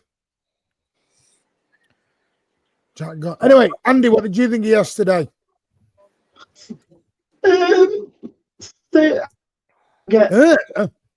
Don't get Liverpool was in it for 30 minutes. If I'm honest, we had our fair share of chances. Then it was almost like we just. And I hope you're going to talk about it in a bit. We've got the makings there. We've got the makings of another great future with them players. We're starting to play. We're starting to understand. I get what you said as well before. Yesterday, Semenyo, and this is not a disrespect to him, because I was over the moon when we got him. It looks like a fan what's won a competition sometimes to play in the team. However, he looks a bit gangly on the wing, but by God, he can play on the wing, but also he can play down the middle as well. We've got an all-rounder there, and if anything, it's yesterday we've proved we've got an all-rounder, because he's not goal, yet another assist. We do so many good performances yesterday. Kushinoff, mate. I've not even I'm speechless with Kushinoff. He's for that Salah thing. And again, commentators was disrespectful when Salah went through. She saw like knocked him off, went down. Kushinoff got back up, and he actually got the touch. What took it out from Salah? And even on the TV, they were going, "Oh, you know, Salah should have." Hang on a minute, that kid is unbelievable. And for me, him and Gay are our first choice centre backs at the minute. Nico O'Reilly can play wherever he wants, and yet again, Nunes incredible again yesterday. I know we give a. I thought it was poor under yesterday. It was yesterday. The performance overall, collectively, was a 10 out of 10. You had some what was 9. You had some what was 7 and 8. But how many times have we had players what have been 6 and 7s this season? We are coming into it at the right time, and I do believe if Arsenal slip up, if Arsenal slip up, you know, in the next game. So you want to win a treble, the under? What was shit? I'm with you, Andy. I'm with you. Martin, I can feel something happening with that squad, mate. No, you just want to get. I'm not doing another treble. The treble ruined us all forever. Everyone's got into standards FC. Andy, you've got a point. This team is sort of, they're gelling now. They're on a run, but when it comes to the summer and we get this supposedly exodus, we're starting again, aren't we? We're starting again. It's going to be another transitional year. There's something happening in the squad. Yes and no, Governor. I think the one thing is we're going to have a lot leaving, but I think Bernardo's going to be absolutely huge. You know, Rodri, Pep says he's not going, so we'll listen to Pep now. But a lot of the other players going. Now you're listening to Pep. Like as much as I love him, Stone's going will have zero impact on the team on the pitch because he's not playing. Yeah. Ake going is not really going to have any impact on the team if he goes. Kovacic's going will have zero impact. So we're going to have a lot of players going who aren't going to affect. Bernardo is going to affect us massively because he's our most important player in many ways. So you don't think 3 or 4 midfielders going will affect us? Well, not if it's ones who haven't played. Well, it's cover, isn't it? Rodri goes will affect us. Bernardo going is going to affect us more than any other player. I'm telling you, Rich, don't rule out Nico G going. But Nico G's not played the second half of the season. That's the thing. I'm sorry, Rich. Nico G has got a face like a wet fish. Rodri and Bernardo, they go, or one of them goes, affects us massively because our team, our midfield in the second half of the season has been Rodri, Bernardo, and someone else. So any of those, they go, it affects us massively. Yeah. Other players go, I don't know that it does, but Bernardo's going to be huge. He's going to be the hardest player to replace that Pep's lost since he's been here. I'm not laughing at you, Rick. I'll tell you what I'm laughing at. Everyone's getting really excited. Let's get Elliot Anderson and Morgan Gibbs-White. The team is fighting relegation, and they are instrumental in how they play. I know it's a team game. Let's get over this Elliot Anderson and Morgan Gibbs-White. I would much rather have, I know Bernardo's going, I would much rather have the midfield, what we've got tried and tested, than somebody like an Elliot Anderson or Morgan Gibbs-White. Yeah, but Andy, can I ask a question? And I'm only going off cities. I know he's going about Anderson, and I know Cade loves him, and we know we want him, and we know we're talking. Question: I'm only going off the way the club generally are. If United and other teams are in for him, and this becomes a bidding war, that's something City don't normally go involved in. Even last summer, when there was a bidding war, we pulled away. When there's any kind of a bidding war, we walk. United can't afford a bidding war. No. They can't. Their debt and their financial position, they can't afford. Well, they're after him, Rich. They can't afford. They can't afford to replace tiles on the roof of their stadium. You know, because the point I'm making is, Rich, when bidding wars happen, the price goes up. Yeah? Yeah. The only way... Look, Bellingham, Rice, even Wirtz last season, we walk, we go, see ya. But that wasn't Viana, and that wasn't... It was Viana last season, yeah. We weren't bidding against United. Viana was last summer, Rich. Only way United possibly sign Anderson is if someone pays 60 million plus for Fernandes. And if they lose Bruno, who's been and replace it with Anderson, they're not going to be a better team next year. So I think people are getting carried away. No, I understand what Elliot's saying from the Hugo, but Viana was this summer. Cheeky wasn't there this summer. Viana was fully, and we still pulled out. Yeah, but I think what gets me, and this is a bit what Andy was saying, right, is that I think on balance over the last decade, City are arguably the best team in world club football.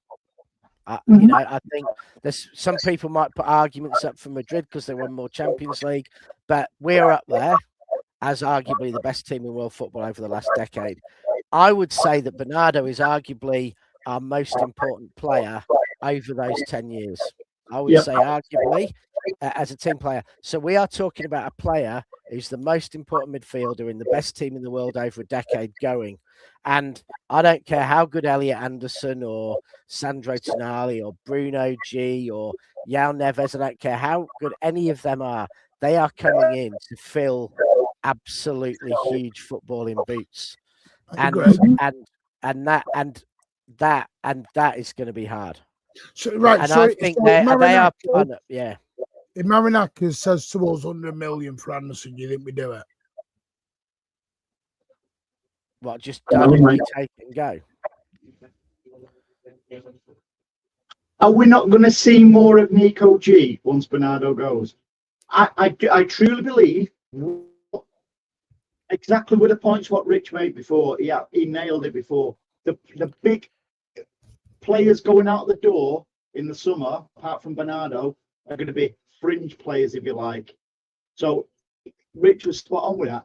We don't need to go and buy massive. We did our main window shopping last year when we brought the likes of Nico G in and Cushy in and stuff like that. The one who I do think will want to go is Mamouche.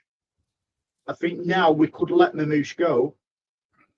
Now we've got Semenyo. I think that's why we went in early in January for Semenyo, if I'm being totally honest. However, it comes down to what you said and what Pep does, Martin.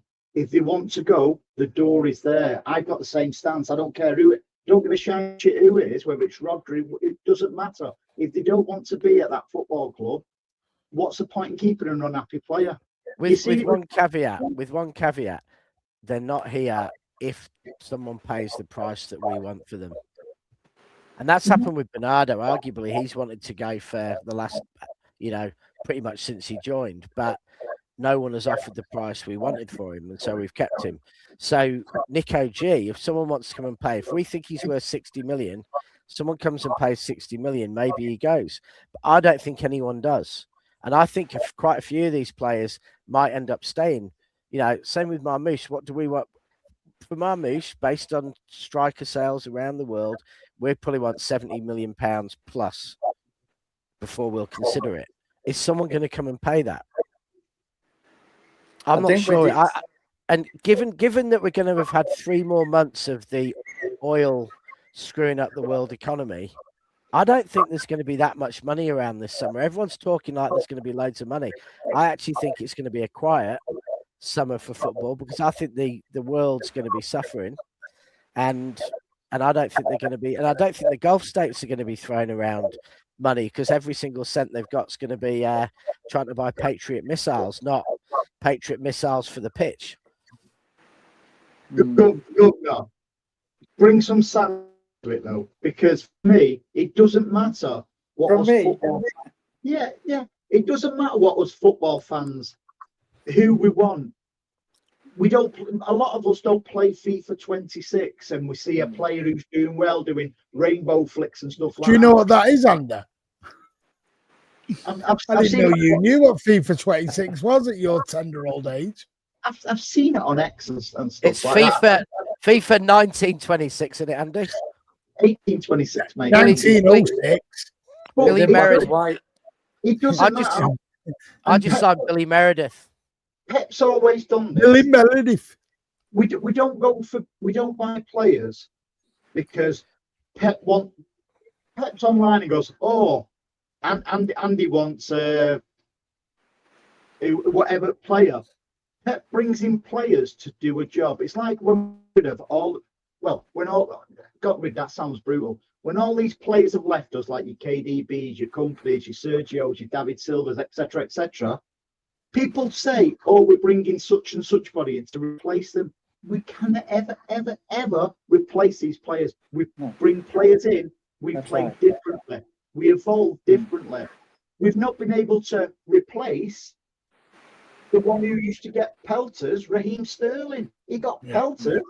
Raheem Sterling pelters off City fans. We've not been able to replace him. People remember the misses what he did. You don't remember all his goals and assists, all his goal contributions, but his face didn't fit in a City shirt. He did an incredible job for us. So people wanted Mahrez out of the club because his face didn't fit. We've not been able to replace Mahrez, have we? I think what you've got to look at. Sterling had that 50-odd goal and assist season for us.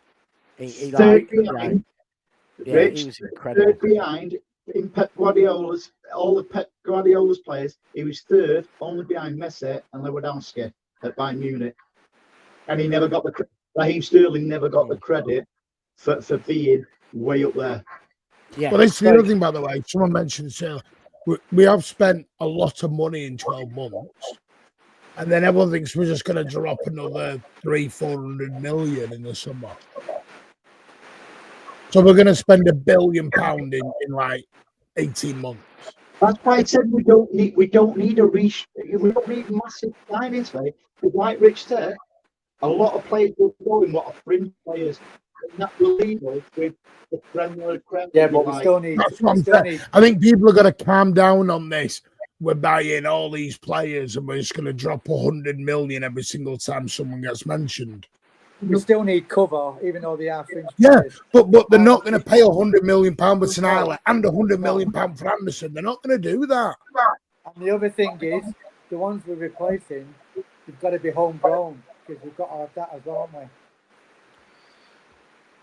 we? We're going to have players. I'm not on the Tonali train myself. I'm not on the Tonali. I know you've got to go in a minute, Rich. Southampton in the semi-final. How are we all feeling about that one? Can you hear me? It's pissing down here. Can you hear the rain? It's gone very echoey. We can hear the rain. We can hear the rain. Yeah. Yeah. How do you all feel about Southampton? Looks like it's going to be on the Saturday. We've got a chat. Listen, I don't think it's arrogant or blasé to say it. I think we've got a great chance of lifting the FA Cup. Only our own stupidity will stop us lifting that. Fancy us against any of them three teams. I think Southampton will be hard. 25th of April at Wembley. Looks like 3 p.m. kickoff. The Burnley game is going to get moved, so that makes the league a little bit harder because Arsenal have their game that week and we'll be 2 games behind or whatever. And we're going to have to fit Burnley and Palace in wherever we can at this point. Yeah, but Burnley will be easy because Burnley will be a Champions League that it'll be on the day up before after the Champions League. Don't do that, Rich. Burnley will be easy. No, easy to fit in because we're not in the chat. Us and them are in Europe. Palace is a problem because they're in Europe. Burnley and us. I don't know where we're going to frigging fit these games in, by the way. We'll fit it on a day. We can play it on the day the Champions League's on. It just can't be televised. So they'll just put it on like our Brentford game last season. We'll end up with a 7 p.m. kickoff or something. Fine, it's not a problem. We'll play Crystal Palace in the morning and we'll play Burnley in the afternoon. Yeah. Not a problem. But we can play that game when Arsenal's playing their quarter-final or their semi-final. We can play it the same night as the Champions League. It just can't be televised. We played. Yeah, and we'll have to kick off early. I don't know how. We played Brentford. We played Brentford last season. I'm not going to underestimate Southampton. So You'll still be able to watch it. Southampton are on a brilliant run. We will. I don't know if anyone knows this. Southampton are on an amazing run at the minute. At home, yeah, we're playing them at Wembley, mate. I'd say it was going to be, and again, not arrogant or blasé. If we was playing them at their place, I'd say it was a football game. We're playing them at Wembley, where we've got huge experience, and they'll hopefully be like rabbits in headlights. Do you know they've not lost a game since the 17th of January? Home or away? Doesn't matter, mate. They don't do this, Andy. Don't do this. We've got to go full strength 11. Obviously, manage your goal there. And gee, that sounds like I'm having a dig. Hang on. Why did they get relegated in the first place? I'll ask you that. Because they couldn't beat enough Premier League teams. Well, we couldn't beat them last year. Well, it doesn't matter. There's a one-off game. Hang on, we couldn't beat them during our treble winning season, mate. I'm not. I'm just, Andy, for me, we did this. Newcastle will be easy in the league. We went up there and got beat. Real Madrid will be easy. They've got all these injuries. I played this team's easy too many times this year. And I'll be honest with you, it's not the top teams we tend to lose to, Andy, at the minute. It's the teams that we expect to win where we drop points. You just said Southampton are a top team, so we're all right. My whole point, no, because you're thinking the piss easy. We roll in, just do them. I'm confident, Andy, but I'm not that I've lost in 3 months nearly. No problem. Oh, you changed. Go and get your red top on you. Go and get your red top on me, you red devil. No problem. Bodo Glint, Labour, I've heard it all before. Easy this. Piss easy. It's the easy teams we Martin, drop the ball at. If you listen to the right people, you'd have known Bodo Glint wasn't going to be easy and we were probably going to lose. But you listen to the wrong people. After what you said in the last, you said Bernardo Silva's the best player, better than KDB last show. I said he's the most important player. Don't think I said he's our most important player under Pep. No, you did not. You did not. I watched that show. Don't think I didn't. You're slandering KDB. You're slandering Bernardo. You're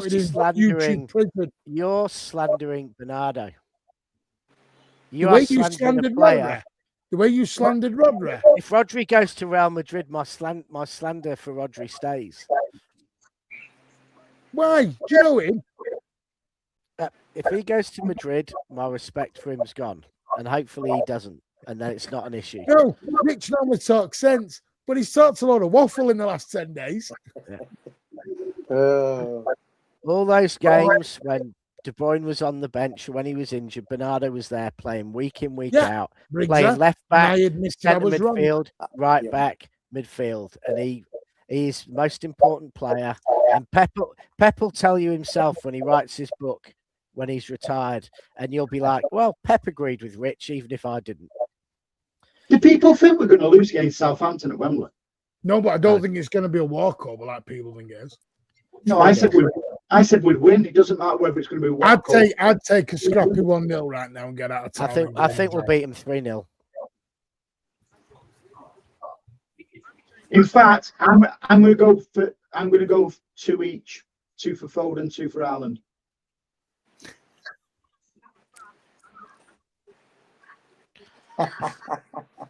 This is Bodo Glint all over again. What is that? OGs? This is Bodo Glint all over. No, I don't think it is. But everything about Bodo. Can I also take you back to the FA Cup final last season?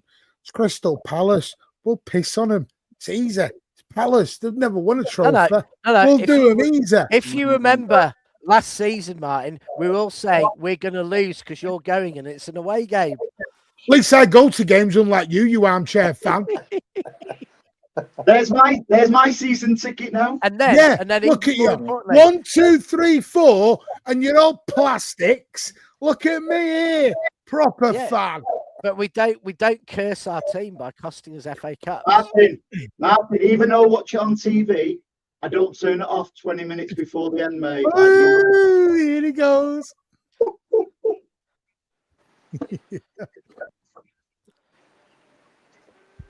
When they get that supersonic jet that takes 2 hours to get to Manchester, probably not in our lifetime. We'll be on it. Of course, you want to be. Probably couldn't afford it. But I just feel that it'll be a tough game. I'm going to go there and respect them. Yeah. Let's not. They've got some of our youth team players there as well. Let's not forget. They have. Quite a few. Do you know what'd be intriguing is how many fans will go down? Because, by the way, I hate that they have the semis at Wembley. Yeah. Yeah, I hate that. Villa Park, that should be. No, but we were there 2 weeks ago. That was 150, 200 quid for the day. Then we've got the semi. Then, I've got the semi-final. I've not got a semi. Whoa, my hands are up here. I'm not Tom the Wank Engine. Big up Tom Little, by the way. And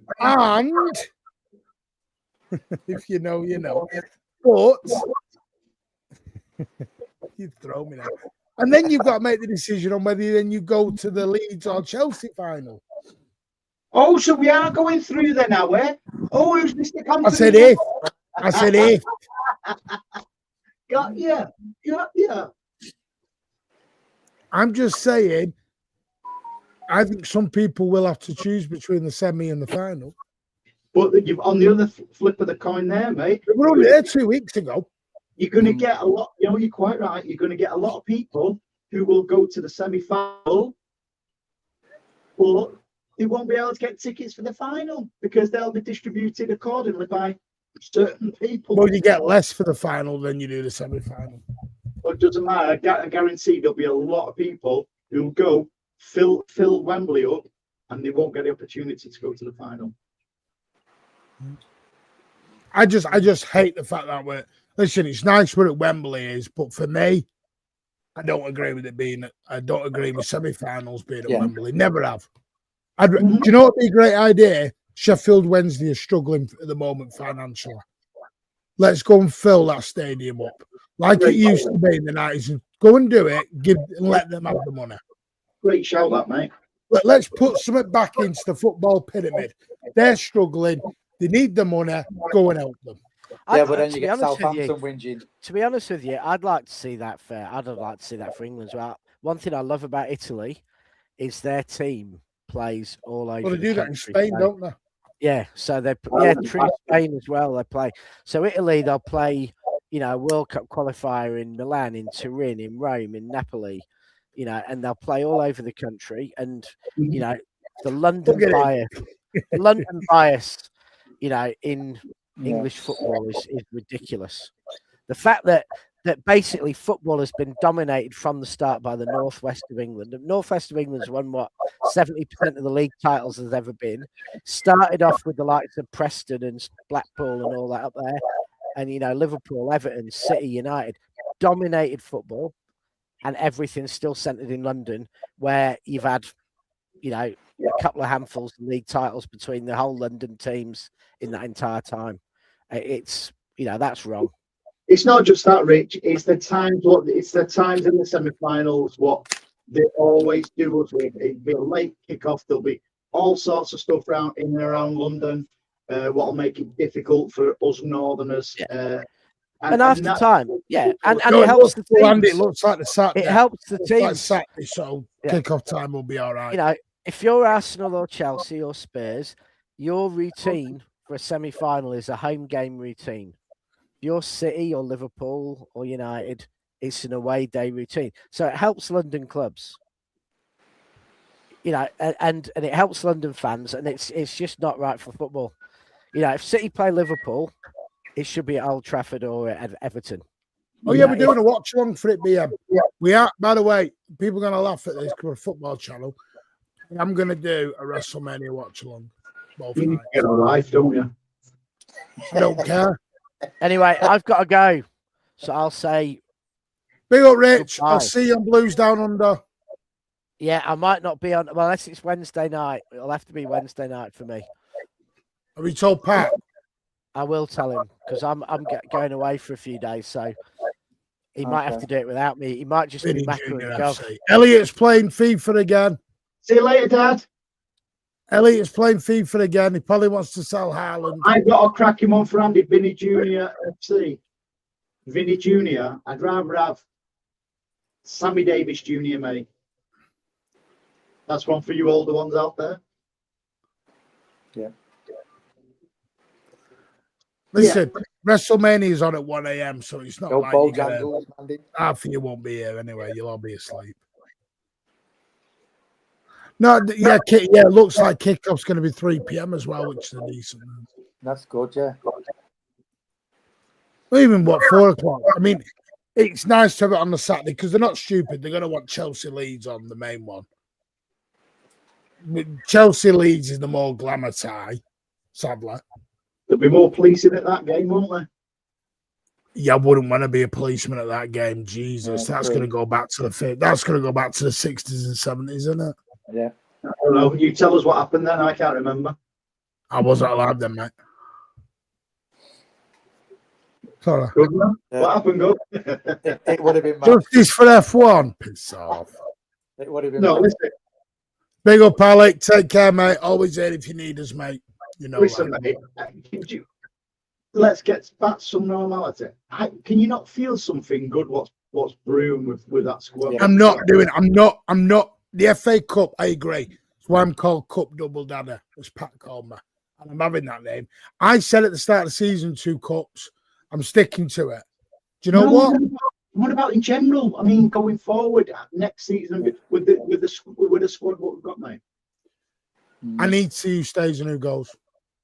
Yeah. Rodri for me is the key to this. Rodri stays 100%. Rodri goes. Losing Rodri and Bernardo in the same window, and is for me borderline disaster. Yeah. Well, I think we'd rather say to Rodri, listen, you stay until the season, we'll get rid of you for nothing then. I think we'd rather do that. I don't want to do that either, because again, we can't keep spending $500 million and then not bringing money in the other way. By the way, dude, I watched a City channel, a few years ago now, and they kept calling out Rodri would be going at the end of the season.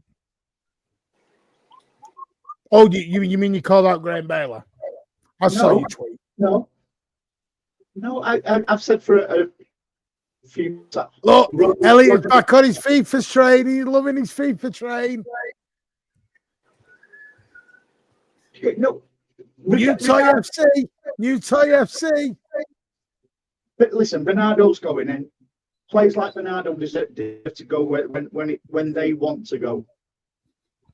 Because listen, for me, if Rodri isn't going to sign, I'd sell him this summer. And it might be controversial this because he scored the winning goal in the Champions League final, but that's contributed more than Rodri. He's going to be more of a miss than Rodri would be.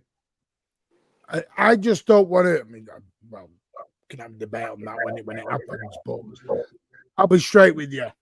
Rodri going on a free, I don't because for me, we make money, I get all that.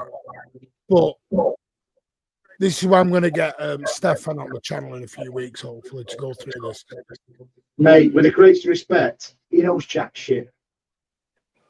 You can quote me for that, by the way. Well, that's your opinion, but he is a financial guy. He knows his stuff. It's still going on about 115, mate. When we first finger, yes, we should expect it in the international break. Is it? Hang on. He's like a broken clock, mate. He's right. Twice. I always stay the full nighter. I go in the 87th minute because I'm disabled. So if you want to take the mickey out of disabilities, go right ahead. Elliot, I hope none of you have to live with the chronic pain I have, because I can show you my bottle of morphine. In fact, I'm wearing a morphine patch right now. Do you want to see it? I'm on the show with a pain. No, morphine patch. There. Can you see it? That's a morphine patch. Well, that's correct, that. What? No, genuinely, I have to. I know Elliot's only joking, but I have to wear a morphine patch because I'm in that much pain. Was them morphine patches one of them little play patch? take out, was it? Hey, the bloody good. Or was that different morph? No, it's No. morph, wasn't it? The Not bloody morphine. good, the morphine patches I'm on. Well, that's a female one. So did it work well then, morph patches, mate? Fucking brilliant. That's 8 till 90 minutes then. Because I avoid the rush because I have to have a walking stick sometimes. What we're doing. Do you have to have a walking stick? I mean, I know you have to at your age. Yours is because of your age, because you're an old git. True, mate. Listen, I'm in and out of hospital more than nurses and doctors these days, but don't worry about it. There you go. You can be quiet. Touch wood, So, I'm all right. I'm not moving into the top tier. Thank you very much. I'm staying put. Right, so let's ask Luke if he's still there. Do you think a window change, Luke, is happening at City? I think Luke's gone. Has he gone? I think he's forgotten to turn his to leave. I I was on the pitch. I wasn't running around though. I walked. In fact, no, I wasn't on the pitch for Villa. My son was. Oh, he's back. Right, My right. son was. Sorry. My son was, and I took him to the barrier because I couldn't climb over it. But you let him over the barrier. No, I'm only joking. No, right, Luke. Do you regardless whether Roger Justice for the Disability Brigade. Regardless whether Rodrigo's, we know Bernardo's going. We have got. Bloody hell! Sorry, I don't know what I was watching, but Naked Attractions just come on. Let me put. That's only because you're jealous of he's got something you ain't got. How can you have CCTV in the South Stand, you? Jesus Christ, let me turn this projector off. Thank you, BM. I know you are. BM, top guy, top bloke, member of this, secretary of the City Disabilities. Yeah. Thank you. No. I don't want to see Naked Attraction on my big 120-incher there. The big question we're talking about. Just because he boogies in his wheelchair. It is Rodri. Go on, Luke. Is the window changing now? What do you mean? What the midfield? You mean? Sorry. As in the players what we brought in, not even January just gone, but the January before. Because don't forget, we've got Visa playing very, very well in the Liga as well. We've got players, so Loose Stone and Ake, it's not that much of an issue for me. I think the rebuild's been kind of done mainly, but I'm not saying it's obviously done. I say maybe one or two more players probably in the door, but I can't see us getting loads of players in the door. There's no point. Like Ryan is obviously hasn't really got into team yet. He's given another year to sort of get going. Like I just think like we've got a good mix of a good squad. Is it done yet? No. Players have to go out as well to get players in again, so it's got to be a bit more movement there. But I said at the start of the year, I said challenge for a title and get a trophy. We got a Carabao Cup and we're challenging a bench FA Cup. I'm happy with that. That's what I asked for. So I think the Champions League, no matter how far we would have gone, I think we weren't there anyway. I think obviously we've got like players like Haaland and Rodri and that can do it, but the rest of the squad haven't won a lot yet. Obviously that cup's a massive boost, but you have to obviously keep adapting, keep moving. But I can't see it being a massive window, to be honest with you. I can't. Especially the World Cup as well. Governor, are you with me on this, mate?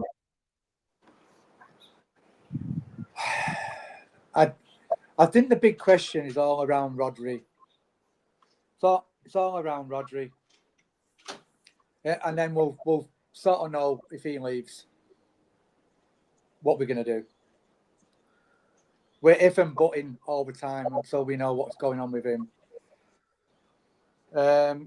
Yeah. But wasn't people saying it wasn't? We've and let's not forget the start of the season. We was playing all right, and we didn't have Rodri taking. We had Nico G in there, so I don't think it's a bigger impact as it would have been with the Rodriisms from seasons gone by, where we never win when Rodri's not in the team. We've proven that we've got a combination to do that now.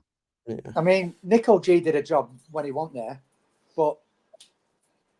I mean, we keep talking about Anderson. We haven't got anyone yet. We don't know what's going to happen. We don't know if Nico G is going to stay. So it's all around Rodri. I mean, if Rodri goes, Nico G might stay. He might want to go. You just don't know. So there's a big question there in the middle. I think everywhere else we're all right. We might need a right back for cover, but I think everywhere else we're all right. It's just the middle. Just to let you know, the Carabao Cup will be in the city stores this week. So tomorrow, if you are around the Trafford Centre, 11 a.m. till 3 p.m., go and have your picture taken in the Carabao Cup. On Tuesday, the 7th, it is in the Arndale store, 11 till 3 p.m. on the top level. And then on Friday, the 10th, it will be at the Stadium store, again, 11 till 3. Nah, you're all right. I'm washing my hair. Wow. Come on, Andy. No, City are not getting me money for a season ticket. They're not going to get 20 quid for me to have a picture took with something I've had took many times. Yeah, it's what it is, isn't it? I mean, it's more money sort of spending on the picture of it. It's fine if you're a kid and that, I suppose, but that should be free of charge for anybody. Like Luke says, kids and stuff like that. That should be free of charge. Yeah. I've got a picture of all 3 trophies from one treble. So that's why I did. That's why I got that. City Plus should be free of charge for season ticket holders. You don't need to make money on it. It is it's ridiculously expensive. Some stuff up there is crazy. I don't know why they charge so much for stuff. I really don't get it. Elliot, no. Vinny Jr. in the back. I wouldn't have Vinny Jr. No, anyway. thank you at all. I'd rather not. I'd never have him anywhere near. I think you're on your own with that one, Elliot. I just celebrate. I just didn't celebrate in front of me. I was like, people were being right dick in front of me. Yeah, no, thank you. Pictures are free. Well, it wasn't a couple of seasons ago when they charged me, I think, 15, 20 quid at the city store at the Etihad the last time we won it, mate. It's crazy that. That's ridiculous. Maybe Rico's the answer, lads. No, because Rico will be gone. Doesn't mean Echeverri is the answer either. But it's like what Rich said, though, Martin. The players, what Rich mentioned, are the predominantly the ones what are going to be going. So they're not getting in the starting 11 now. Is it going to impact us that much? And those go, we will naturally bring somebody in, but we'll be topping up with players what will be more ready to play and do a job. Listen, I love Kovacic, but he's not going to be here. No, he's not going to be here this next season. And he deserves to be playing. Ake, straight away. It's not my choice, but a lot of the fans won't have him. There'll be more players out than coming in, for sure. It won't be a lot of players coming in. Like Ake, that's going to be a home. Let's not forget, Ake will be a homegrown player. Yeah. So we've got scope for an Elliot and Anderson if that's. That's what worries me. If we let Ake, Stones. Yes. Yeah. Kovacic, it's a lot of experience going out the door. And homegrown. I don't want to be Chelsea.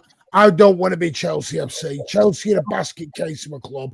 They've spent all these youngsters, 22 and under, thinking they're great, and they're just shit. 2 billion on young players, which Sorry.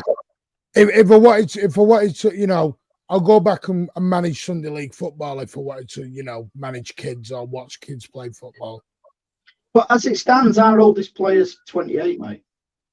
And we're not doing bad. And that's Diaz. Yeah, but a lot of people want Diaz sold. But that's FIFA 26 for you. There you go. Elliot's playing FIFA 26 now with Yamal and Vinny Jr. He's having a good game of it. I always think that Diaz is an important player for that mentality and experience in the team. Like, people won't get that. Like, players like Vardy get more experience as they get older, and he'll become a key player in that dressing room. But Husanov needs it. Obviously, Gay's the captain anyway, so he doesn't. So he's already brings that.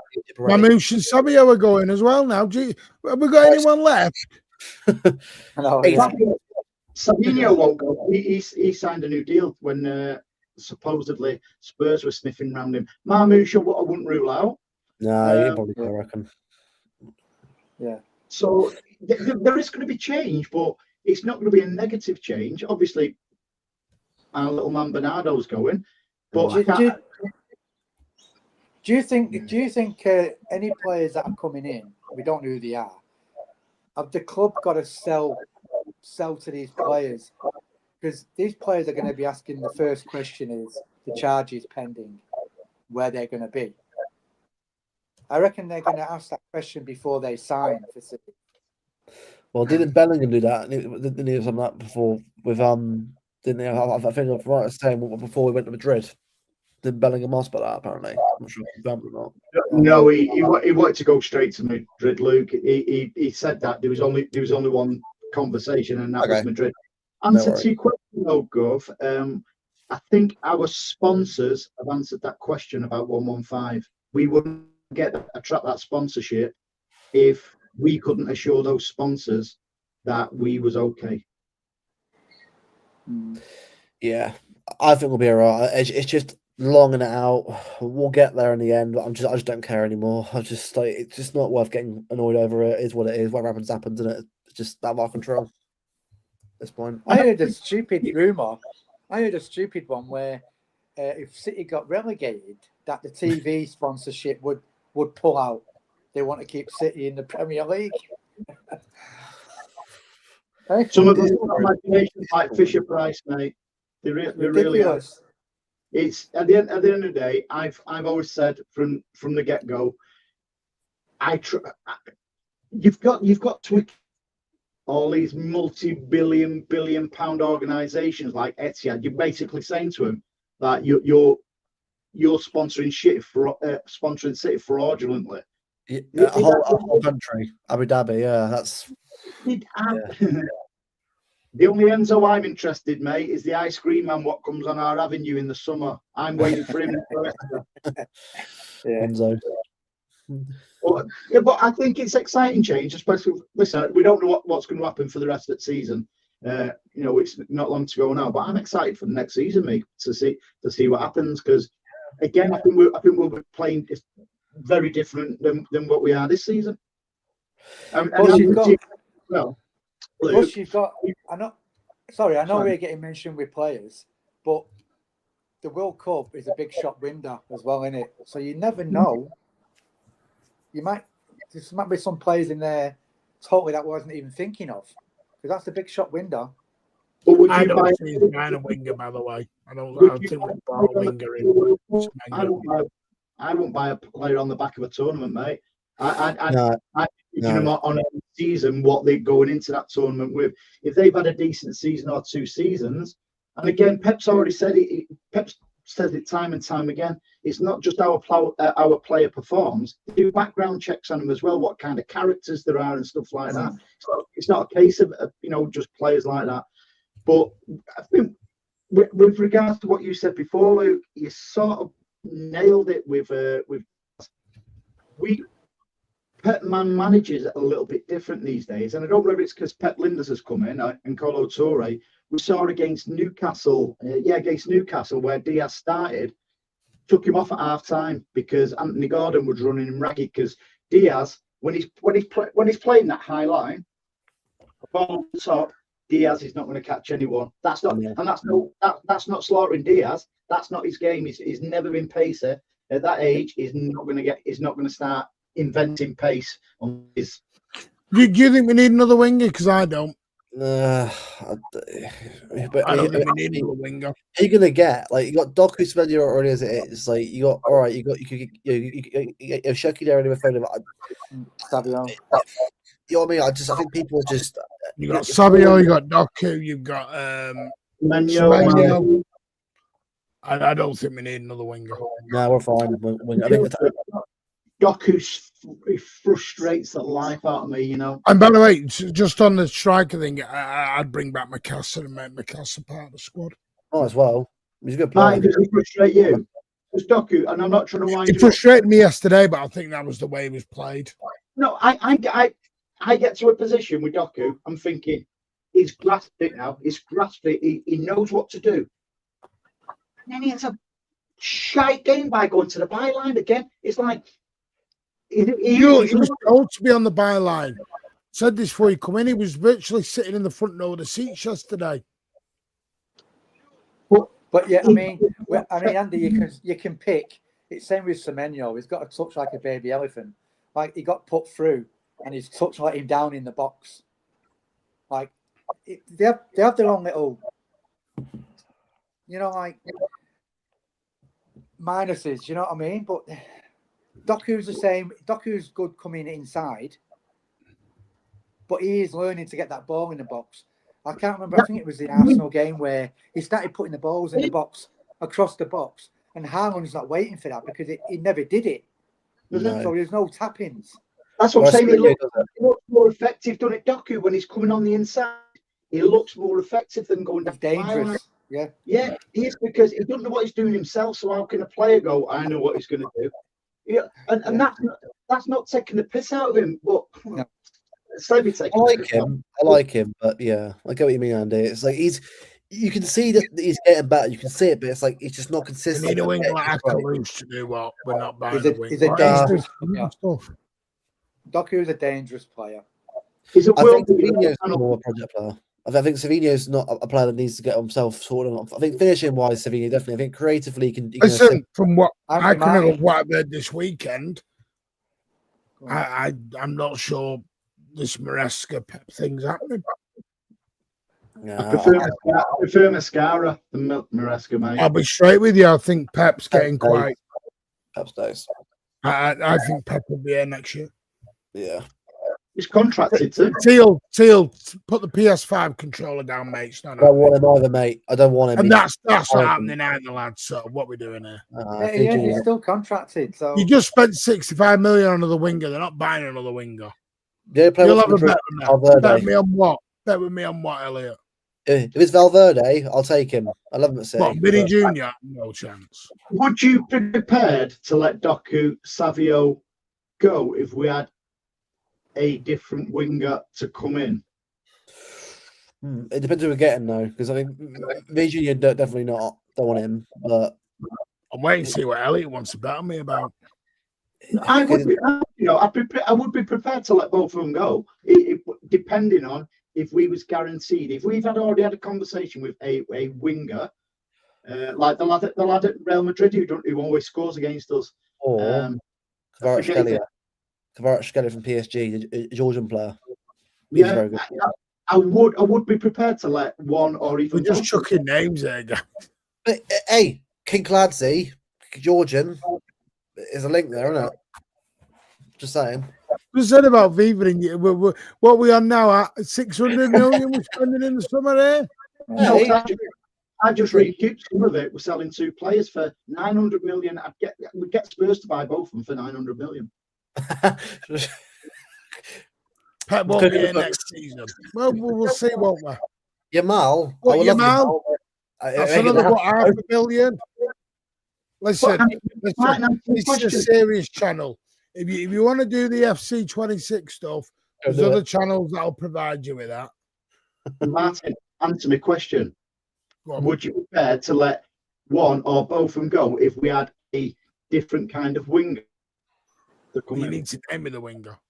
Gotta pick a good winger. Yeah, I don't think there's many out there myself. No, I mean, because I think PSG had the best wing pairing in the world. I think Kvaratskhelia, Doué, and Barcola. They've got the best wingers I think in the world right now. Madrid have Rodrigo, but he's obviously injured now. Probably out for a while. Bayern of Elise, he's great, but again, Bayern won't let him go. So I don't bet Elliot. So Luke died from Everton. If Vinny came to us.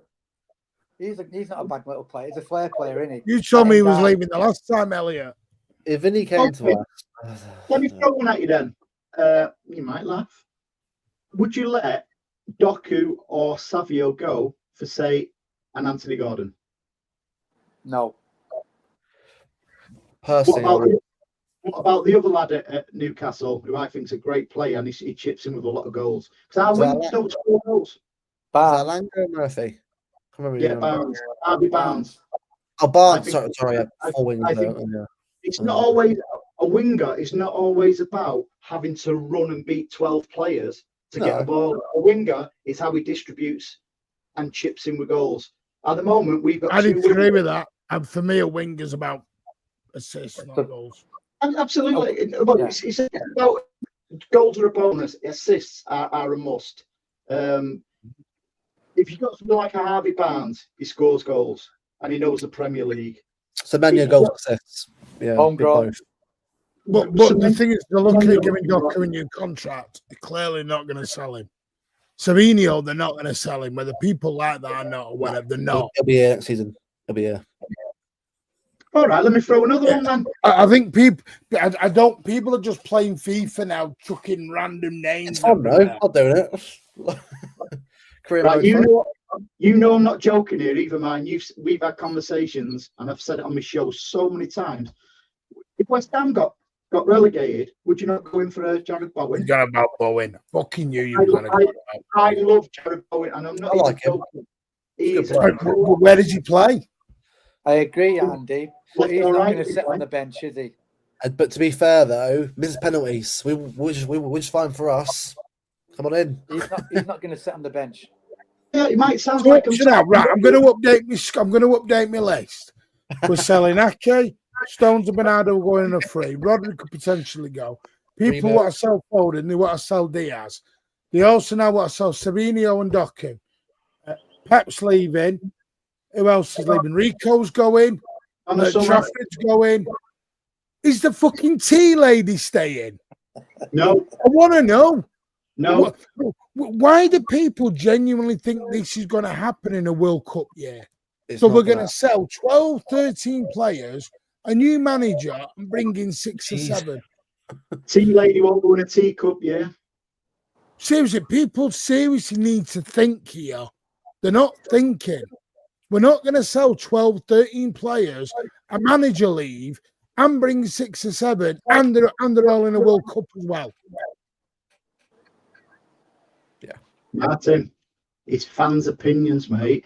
No, I get it, but it's FIFA stuff. A rebuild takes time, though. It's like over a number of years. And just That's not a rebuild. That's ripping the foundation I know, down. I'm just saying. Like, I'm just saying. The most important thing at the moment is the next game. Yeah. I know, Elliot, stop doing that because it's my opinion. It is. World Cup does matter because you can't sign 13 players during a World Cup and some of them won't be here for 4 to 5 weeks. I remember as well, Mark, it's a long tournament. It's a longer tournament this year. So it's going to be like 6, 7 weeks. Plus, they've all got to have an holiday. Yeah. And they don't come back, do they, till about, a month into the season? Listen, my opinion is allowed as well.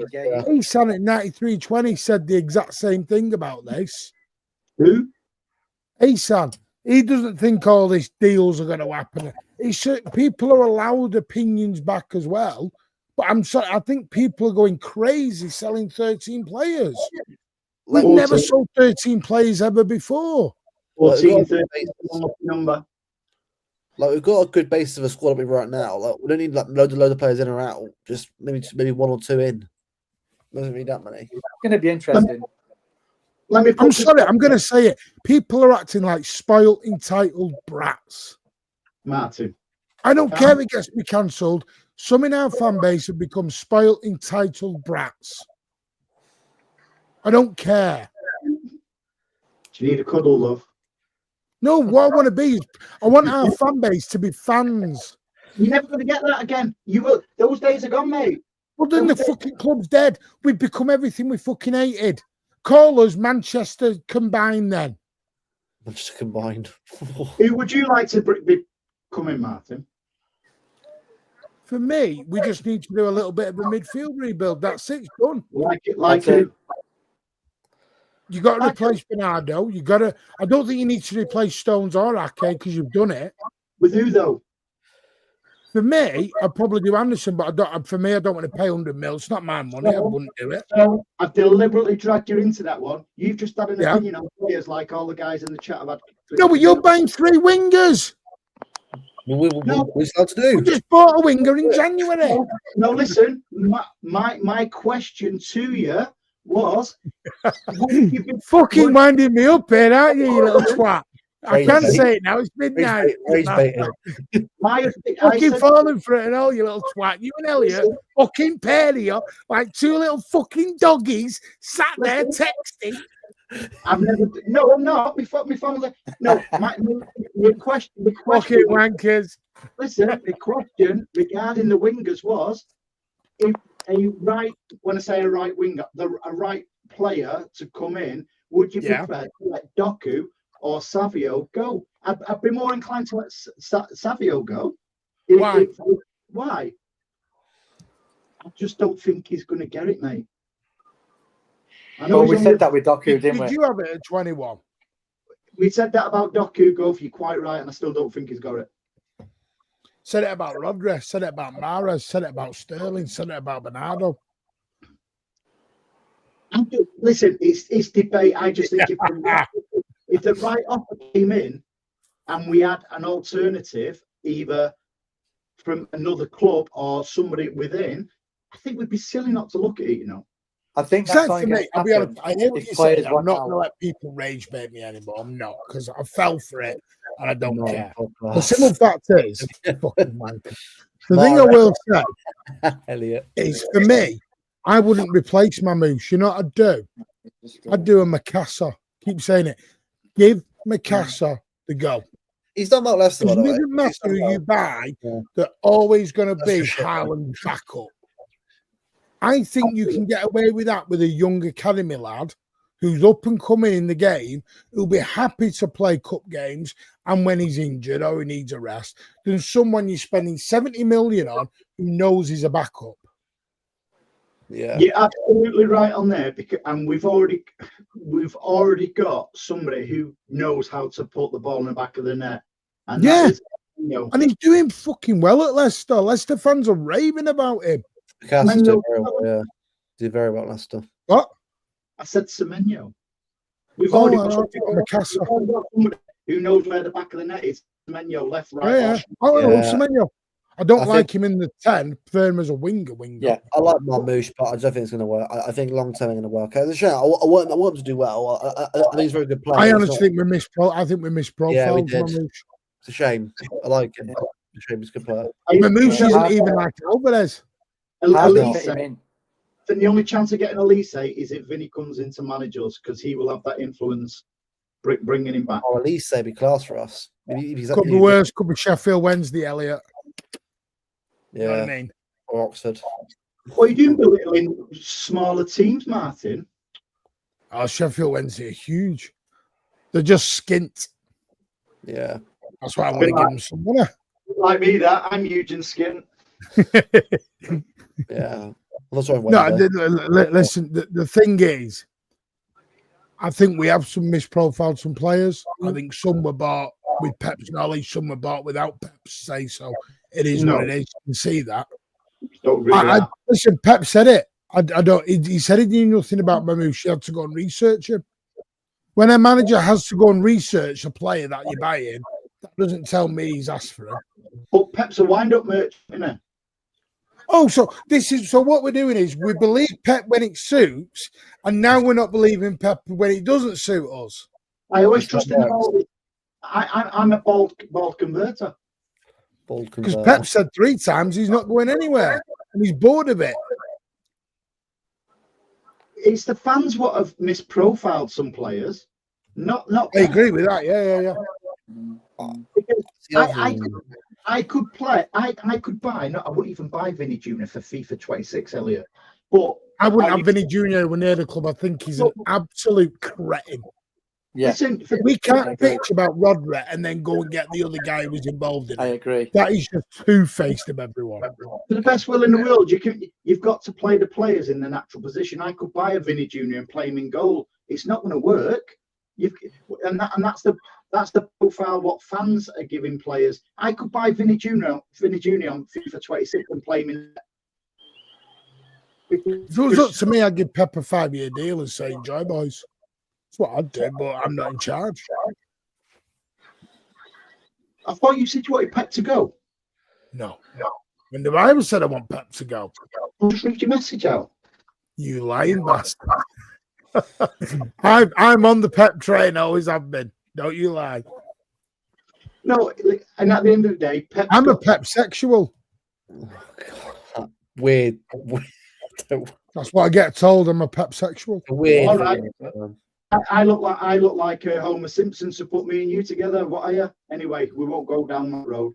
So a slightly balding, chubby old man. No, good got what I meant. Pep is like Bernardo. He's in the right to go whenever he wants. So it's okay to say we want him to stay, we want him to go, la da da da. When Pep wants to hang his manager, he will go whenever he wants to go. It doesn't matter what any of us think, what any fan thinks. Pep already knows when I hope he signs. I hope he signs a new one. Yeah, sit on that, you minus 100 points. Well, we're going to be minus 60, so we're going to be closer to them than you think. Listen, I've got my fishing rod out now. I agree with Teal there. I think Pep does need a nice long holiday. Yeah, mate. Yeah, he's been. I also need a nice. I wouldn't mind a nice long holiday. Yeah. You're always away. I'm going. You can fucking talk. Don't even open that one, Benny Dome FC. But if you remember when Klopp, you've got dual residency in Spain, you now. Si, senor. With regarding Klopp left Liverpool because he said it was just enough. It was so tiring. Yeah. Pep's had a couple of extra years on top that rivalry. So Pep must be absolutely exhausted. He looks exhausted as well. Yeah. Now whether he's coming to the end of his managerial career with us at this season or next season, I think the World Cup has come at the right time for him where he can just go away and just play golf or do whatever. Oh, people are doing it again. Someone just put on in again. There's a surprise happening this summer. I'm like, we did all this last summer. Remember last summer? Florian Wirtz, it's in the bag. He's coming. Florian Wirtz, it's happening. Stop falling for the bullshit. The only player I was certain will probably Reinders, I think. Reinders, I kind of knew that was going to happen. The rest of them I was like, I'm not sure on Wirtz. I'm still up 50-50. Oh, apparently Pep Guardiola's going to Liverpool. That's the latest rumour tonight. Oh, for God's sake. Really? Liverpool? He is. He's got to watch Deacon Blue in the O2 Arena there. The O2? In it the M&S, in it the M&S or the First Direct Bank or whatever it is. First Direct Bank Arena. Be in the cabin. I did one verse, but I never said it was happening. Look, Fabrizio Rodrigo's coming to setter. Yeah. That's the one. Rodrigo's been that shit. I've not heard his name once yet. That's the one I was trying to think of before. No, when I Rodrigo, said the lad at Madrid. Rodrigo's going to be a blue. Rodrigo's going to be a blue. Rodrigo's going to be a blue. Martin, don't do that because everyone knows you're in the know, so they'll start believing it's that. Bullshit. People fall for it. About 2 weeks of him, Rodrigo Donnarumma. Savio's going to Tottenham. Savio's going to Tottenham. Tottenham bidding 70 million. You didn't bid a penny. How do you know? No, how do you know? Because I'm not going to out my source on here. Thank you very much. Heinz. HP. Tesco own. I'm not going to say Gabby sauce because that doesn't sound right. Ketchup. Tomato ketchup and a bit of brown sauce. HP. Mayonnaise. Makes a lovely barbecue. I don't believe there's a proper in the know about. People can say what they want or whoever they want. How many times have all these in the nose, got things right all the time? They're not. Full of shit. Pinch of salt. Every time, pinch of salt. Don't care who you are. Full of shit. Yeah. Even Romano gets things wrong. Might be of interest. I agree with that. What do you remember? Was it in 2023 about Vardio? Oh, Romano, here we go. Oh, wait, hold on. And then about 2 weeks later, then here we go. You gotta just wait for this to happen. No, I'm just I'm bored of it. I'm more or less on about average fans, really, Luke. And say for Brit, he does get the majority right, but it just gets monotonous. I don't listen to any pretentious in knows or anything like that because they don't know anything at the end of the day. Have we got Isco yet? Still going. By the way, when Pep does leave, he'll have a break, and I think he will go then to the MLS. I said, when Pep leaves, I will cry a river. He'll get a send-off, fit for a king, and I'll welcome the new guy with open arms. Even if I don't agree with it, I will still back him. Yeah, Andy, I said he'll get the England job. He'll go on holiday and get the England job. And every Englishman would love that. The problem is see him going to Italy more. That I wouldn't mind that. I'd be good. He knows all the English player. He knows the Premier League. Be a great fit. Well, he has talked about Italy a lot, Governor. Talked about Italy a lot. Where does he go all the time? When he took 12 months out, where did he go all the time? Any opportunity? Where does he go? New York. Yeah. New York. Are they connected to City in any way? Oh, New York. That's the other one, yeah. Because I read his book. Was it about Bayern Munich? I don't think so. Yeah. Because it's his lifestyle as well. Listen, for the I'm with DC. I wouldn't wish the England job on Pep. That's just cruel, and I'm fucking English. I don't want to disrespect the MLS. I don't want to disrespect the MLS or anything like that, but that would could be worse. So he could take on the US national team. Oh no, God, Jesus Christ! that is the MLS is more his lifestyle and his profile because he knows his levels. He loves all sports more than all the American sports. Could you imagine it though? PK. Like, what is a PK? Can't do a Pep accent. I just listen. We bring up base. So what can we expect now between now and the end of the season? A cup double, and we'll see where we land in the league. A good run. Yeah. We're in the title. One game in hand, beat Arsenal, 3 points. We'll see what happens. Exactly. I think we were thinking of like that, DC. I'm not doing title talk until I get these 2 games in hand out of the way, and then I see what. Because the thing is, we're not in a title race until Arsenal put us in a title race.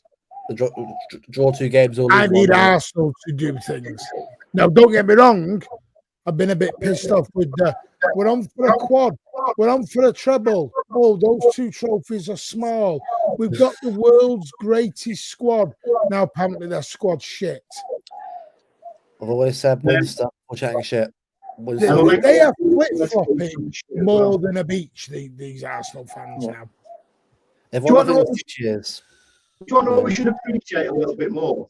How difficult it is, not just to win the Premier League, but to go on and win it twice on the trot, 3 times on the trot, 4 times on the trot. Yeah. If and it looks like they are, Arsenal going to win the league, they won't win the league next season. Not a chance. And that makes sure Arsenal are showing right now why they get the tag of bottlers. Mm-hmm. Yeah, because their fans underestimated its team yesterday. And then what happened? Lost us 2-1. You can't do that. Games. And you said it, Luke. You said Southampton was tough. Yeah. You called it weeks ago. Mine. Arsenal's bogey team is Southampton. Always has been. Like, not really are. I was more Palace. And I'm not having they had a shit team. I'm not going to have that shit team because I've been told by many, many Arsenal fans on many, many shows that they have the greatest squad ever assembled. They said it was deep. It was the best. It was the greatest. Their team yesterday was not full of the kids.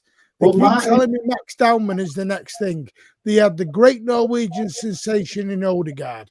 They had Gabriel Mosquera, Ben White, Lewis Skelly, who was apparently the next big thing.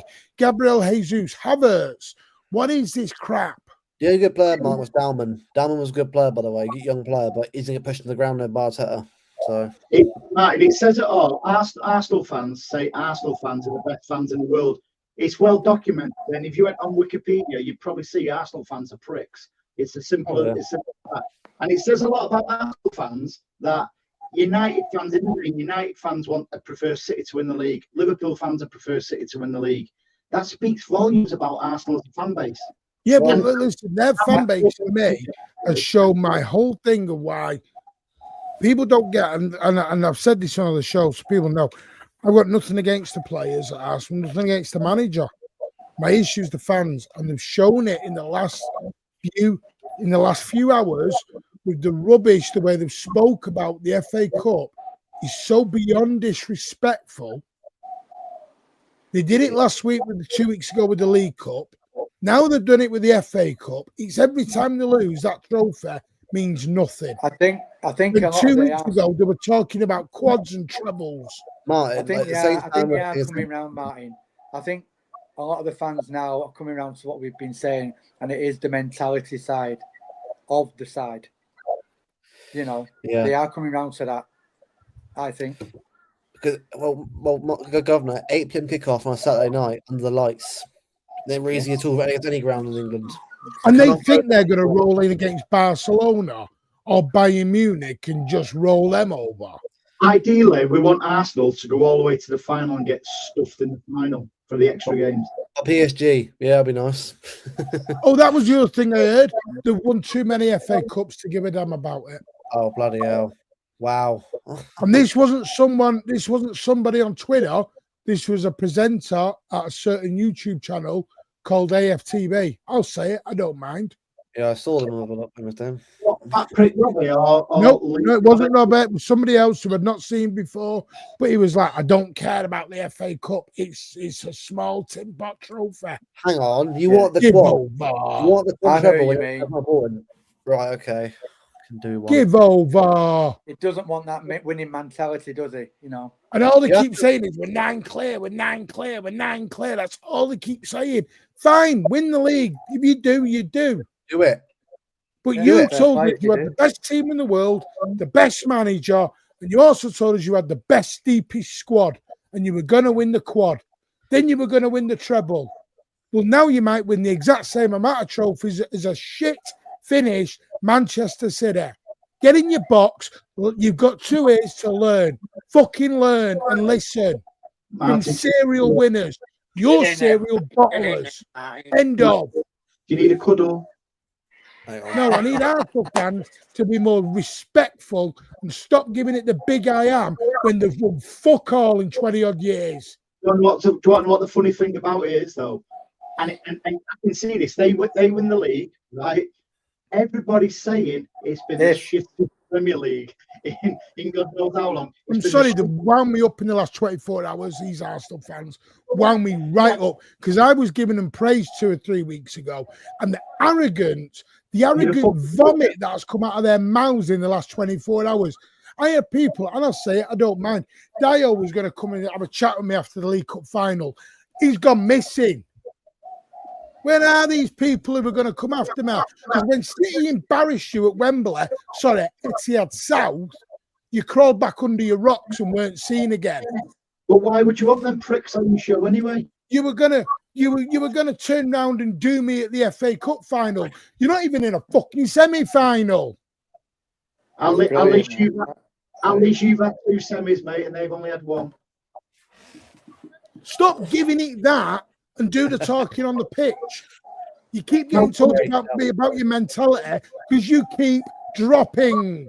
How funny would it be if we won the treble this season? The worst 6. Don't let us win the league. You let us win the league. You better not go fucking hiding because I'll make this summer the longest summer you've ever had. I gave you congrats and said you'd won the league.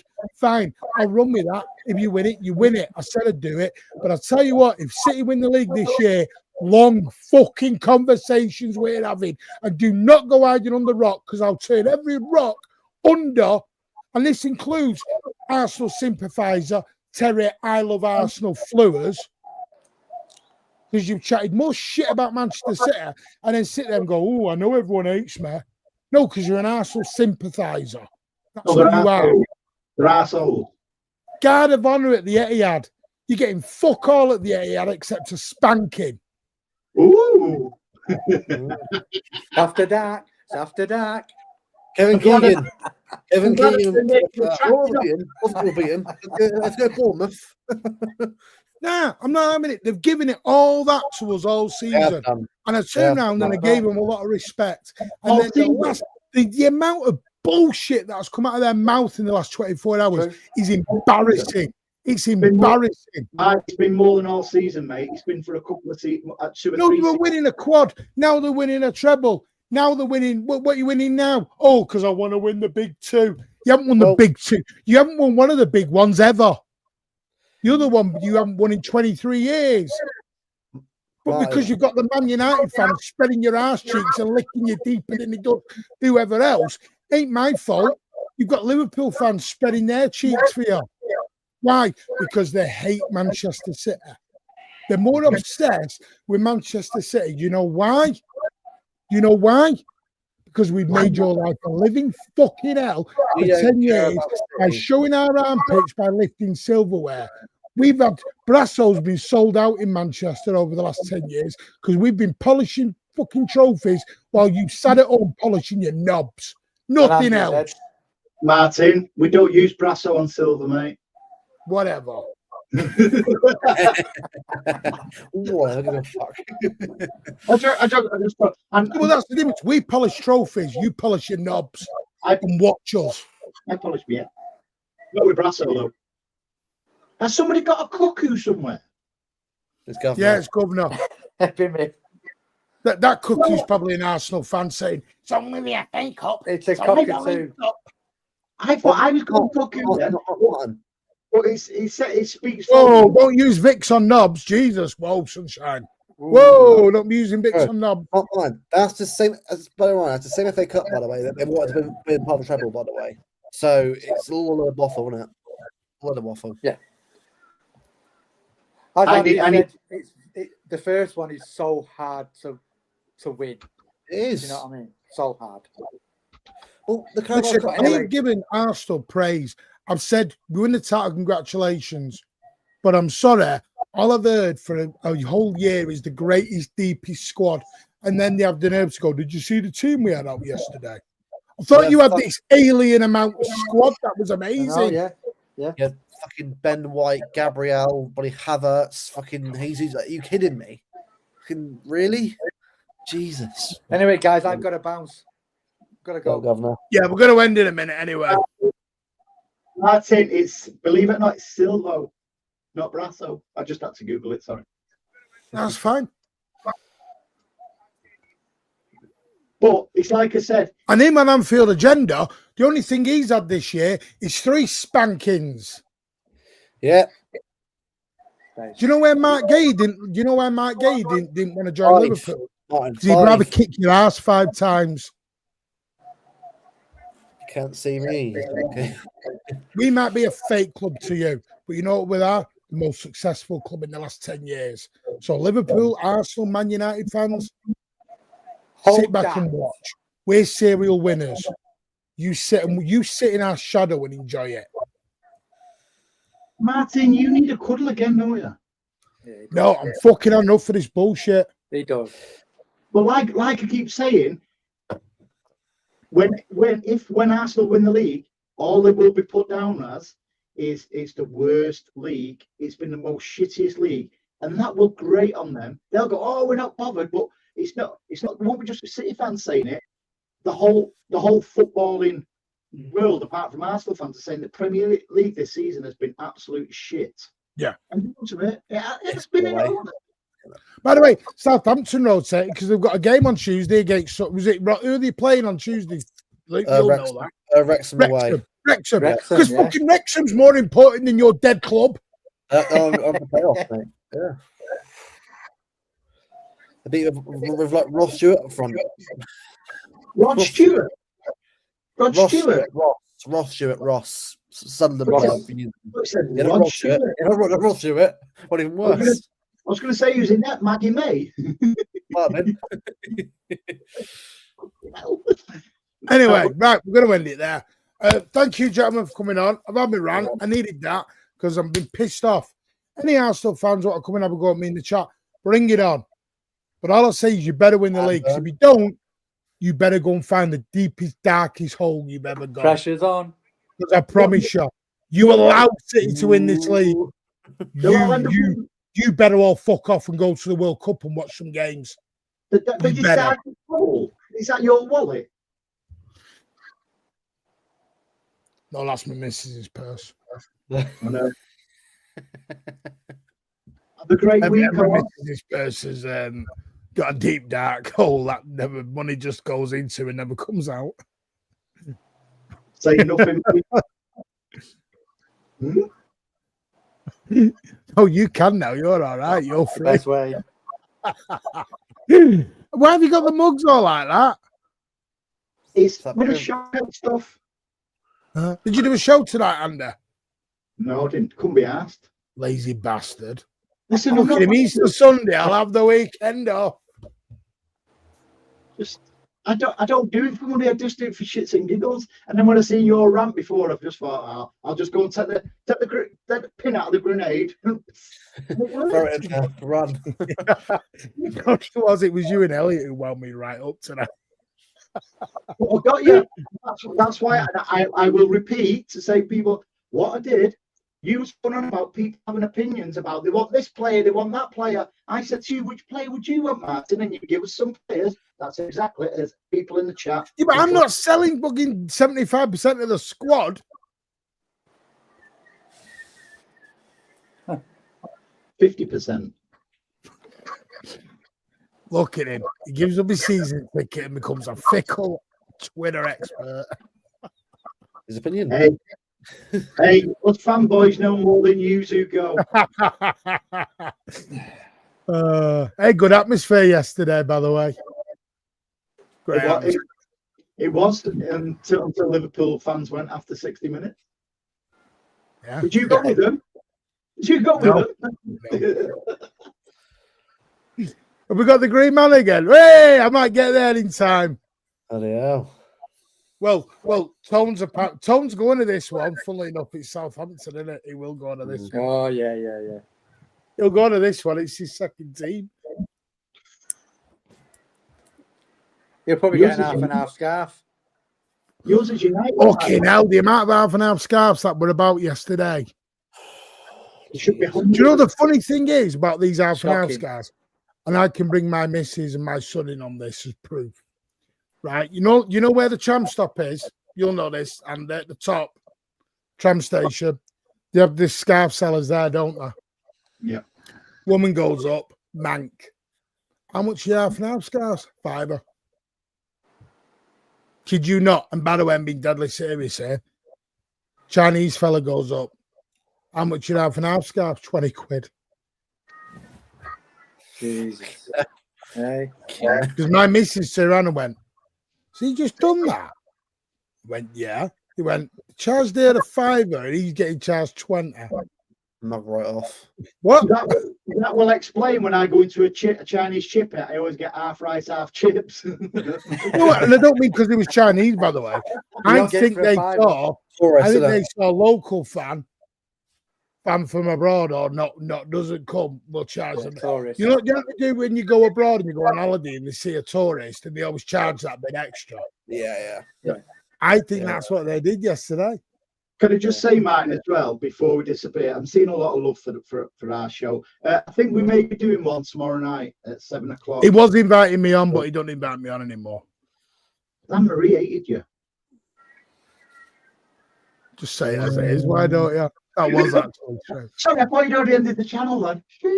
That was actually true. Anne-Marie couldn't stand that. I don't know what I fucking did wrong, but I did something. No, yeah, I think we're doing 7 o'clock tomorrow. I'll catch up with Paddy tomorrow. He didn't invite me on the fucking Kevin Haaland show, did he, bastard? And he knows I'd have had a lot to say to Kevin. Great show, by the way. A great show, by the way, man. Good show, by the way. Enjoyed that one. Yeah, I'm sorry if I'm privileged to know ex Blues. By the way, next week I may not be doing it because I'm down at a certain area in the country with a certain Mr. Kevin Haaland and Woody. Oh, look at him here. Name dropping. I'm down there for the week. Big Stephen Andy, going on the podcasts. No, on the podcast. No, I'm going to his club, mate, for a jolly. I mean, we could all do that. My brother went out drinking with Kevin Haaland. Good lads, Kevin. Why do you think I mentioned Scott McGarvey in the chat? And by the way, hang on, let me spin it round. Anybody who's not seen Woody, listen, I'm doing. Anybody who's not seen I don't want to see your Woody, thanks. Subscribe to them, Woody and It's a great show, by the way. It's great podcast. It can't be arranged until Palace come out of Europe, Curtis. While Palace are in Europe, it's harder. No, listen, subscribe to them on most platforms, YouTube, TikTok, Facebook, Instagram, all that. Yeah. Any fans who are like recently new, like or don't know much about the Main Road days, definitely give it a watch. It's good stuff. I recommend it. Yeah, it's not just about football, guys. It's about mental health, addiction, and stuff like that. So even if you watch, you don't have to interact. If somebody's struggling out there, just watch some of the shows, because I guarantee, it's people who are well-known, celebrities, footballers, etc. They go through it. And it show highlight stuff like that. I can't recommend it enough. It helped me out as well, because I've been through a bit of stuff personally with other stuff going on, so it's good. It's good. Well, just on this, by the way, it was a great show. Go and give them a lot of love. Woody and Kevin Haaland, they are on YouTube. Absolutely. Great show, great people. And trust me, Kevin Haaland's story is, everyone thinks footballers have the glitz and the glamour. Yeah. Just listen to the Kevin Haaland story and you'll realise what can happen. There was a segment on the show where he actually came out and he said that he came out. Just let me finish. When he said on the show, that would have been. No one's listening, Andy. You're all right. That was breaking news. Where he said at one point, through all his addiction and stuff like that he was actually living in the back of his car and stuff like that. You think footballers, big fancy houses and stuff like that. Not always. Ike Emil. Look what happened to Ike Emil, Andy. And Steve Coppell. Are we not talking about that? Oh no, we'll dodge that one. No, but it's true. Sorry, Marty. There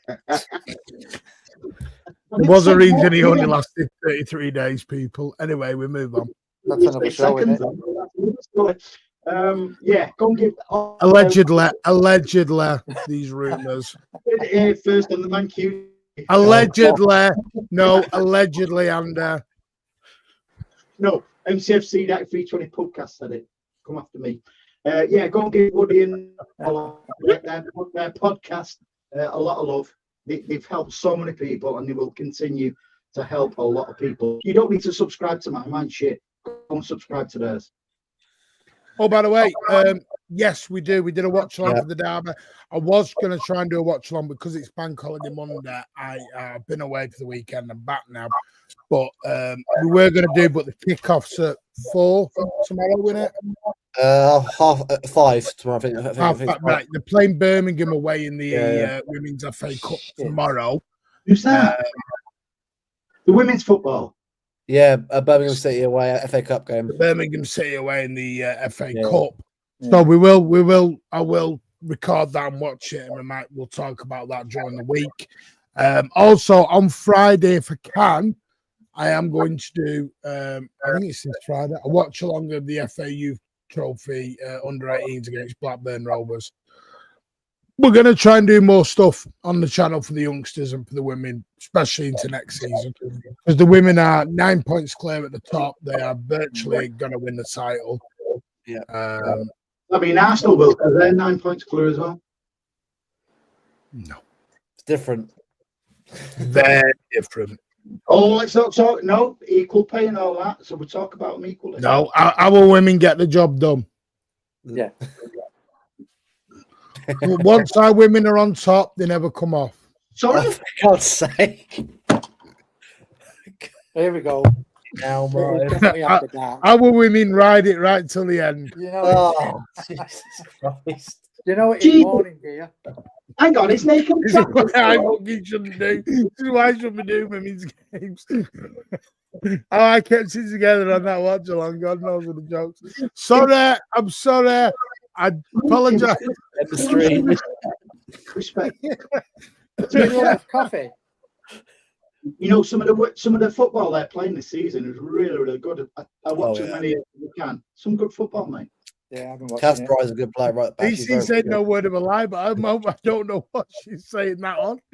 I think I've got an idea from you, Martin. You naughty chappy. They play amazing. Yeah. Anyway, right, we're going to leave it there because this is going to go south. Yeah. Don't say it. Don't end that context. Oh, Martin, stop. Right, anyway. Is there any good shows happening tomorrow, Martin?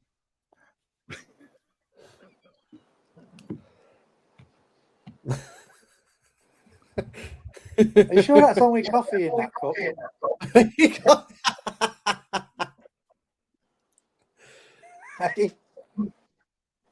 Bloody hell, Martin. What's up with him tonight? He's a bit toey. He's had a right. I tell you what, the debate's been good tonight, mate. You've had a right mass debate on here tonight. Oh, especially with the riding on. Anyway, right, we're going to go away. Come on. It's been a great weekend. Right, no, we'll be back with Blues Down Under probably Wednesday. On Tuesday, I'm probably going to do a Martin Talks fan forum. I hope you do a show, Andy, for the 9320 Pubcast. Well, when will that be, Martin? Tomorrow. Oh, you're doing tomorrow at 7? Are you inviting me on? No, yeah, I can't. No offense, I can't be doing with you two nights on the trot, mate. I blame you. Don't blame you, Andy. Don't blame you at all. Fucking hell. I had hair when I started getting to know you. You might have to start bleeping him out.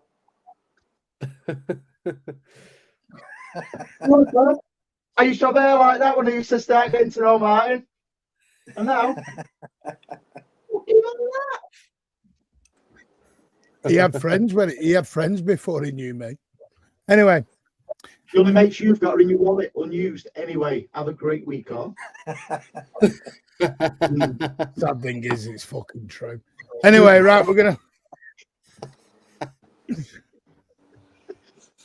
I'm off to. Right. I'm meant to start work. Oh fuck it, I'm going gym. Right. Go. Enjoy. Yep. We'll be back. City 1-4-0. We ended the night with a little bit of funniness. It is what it is.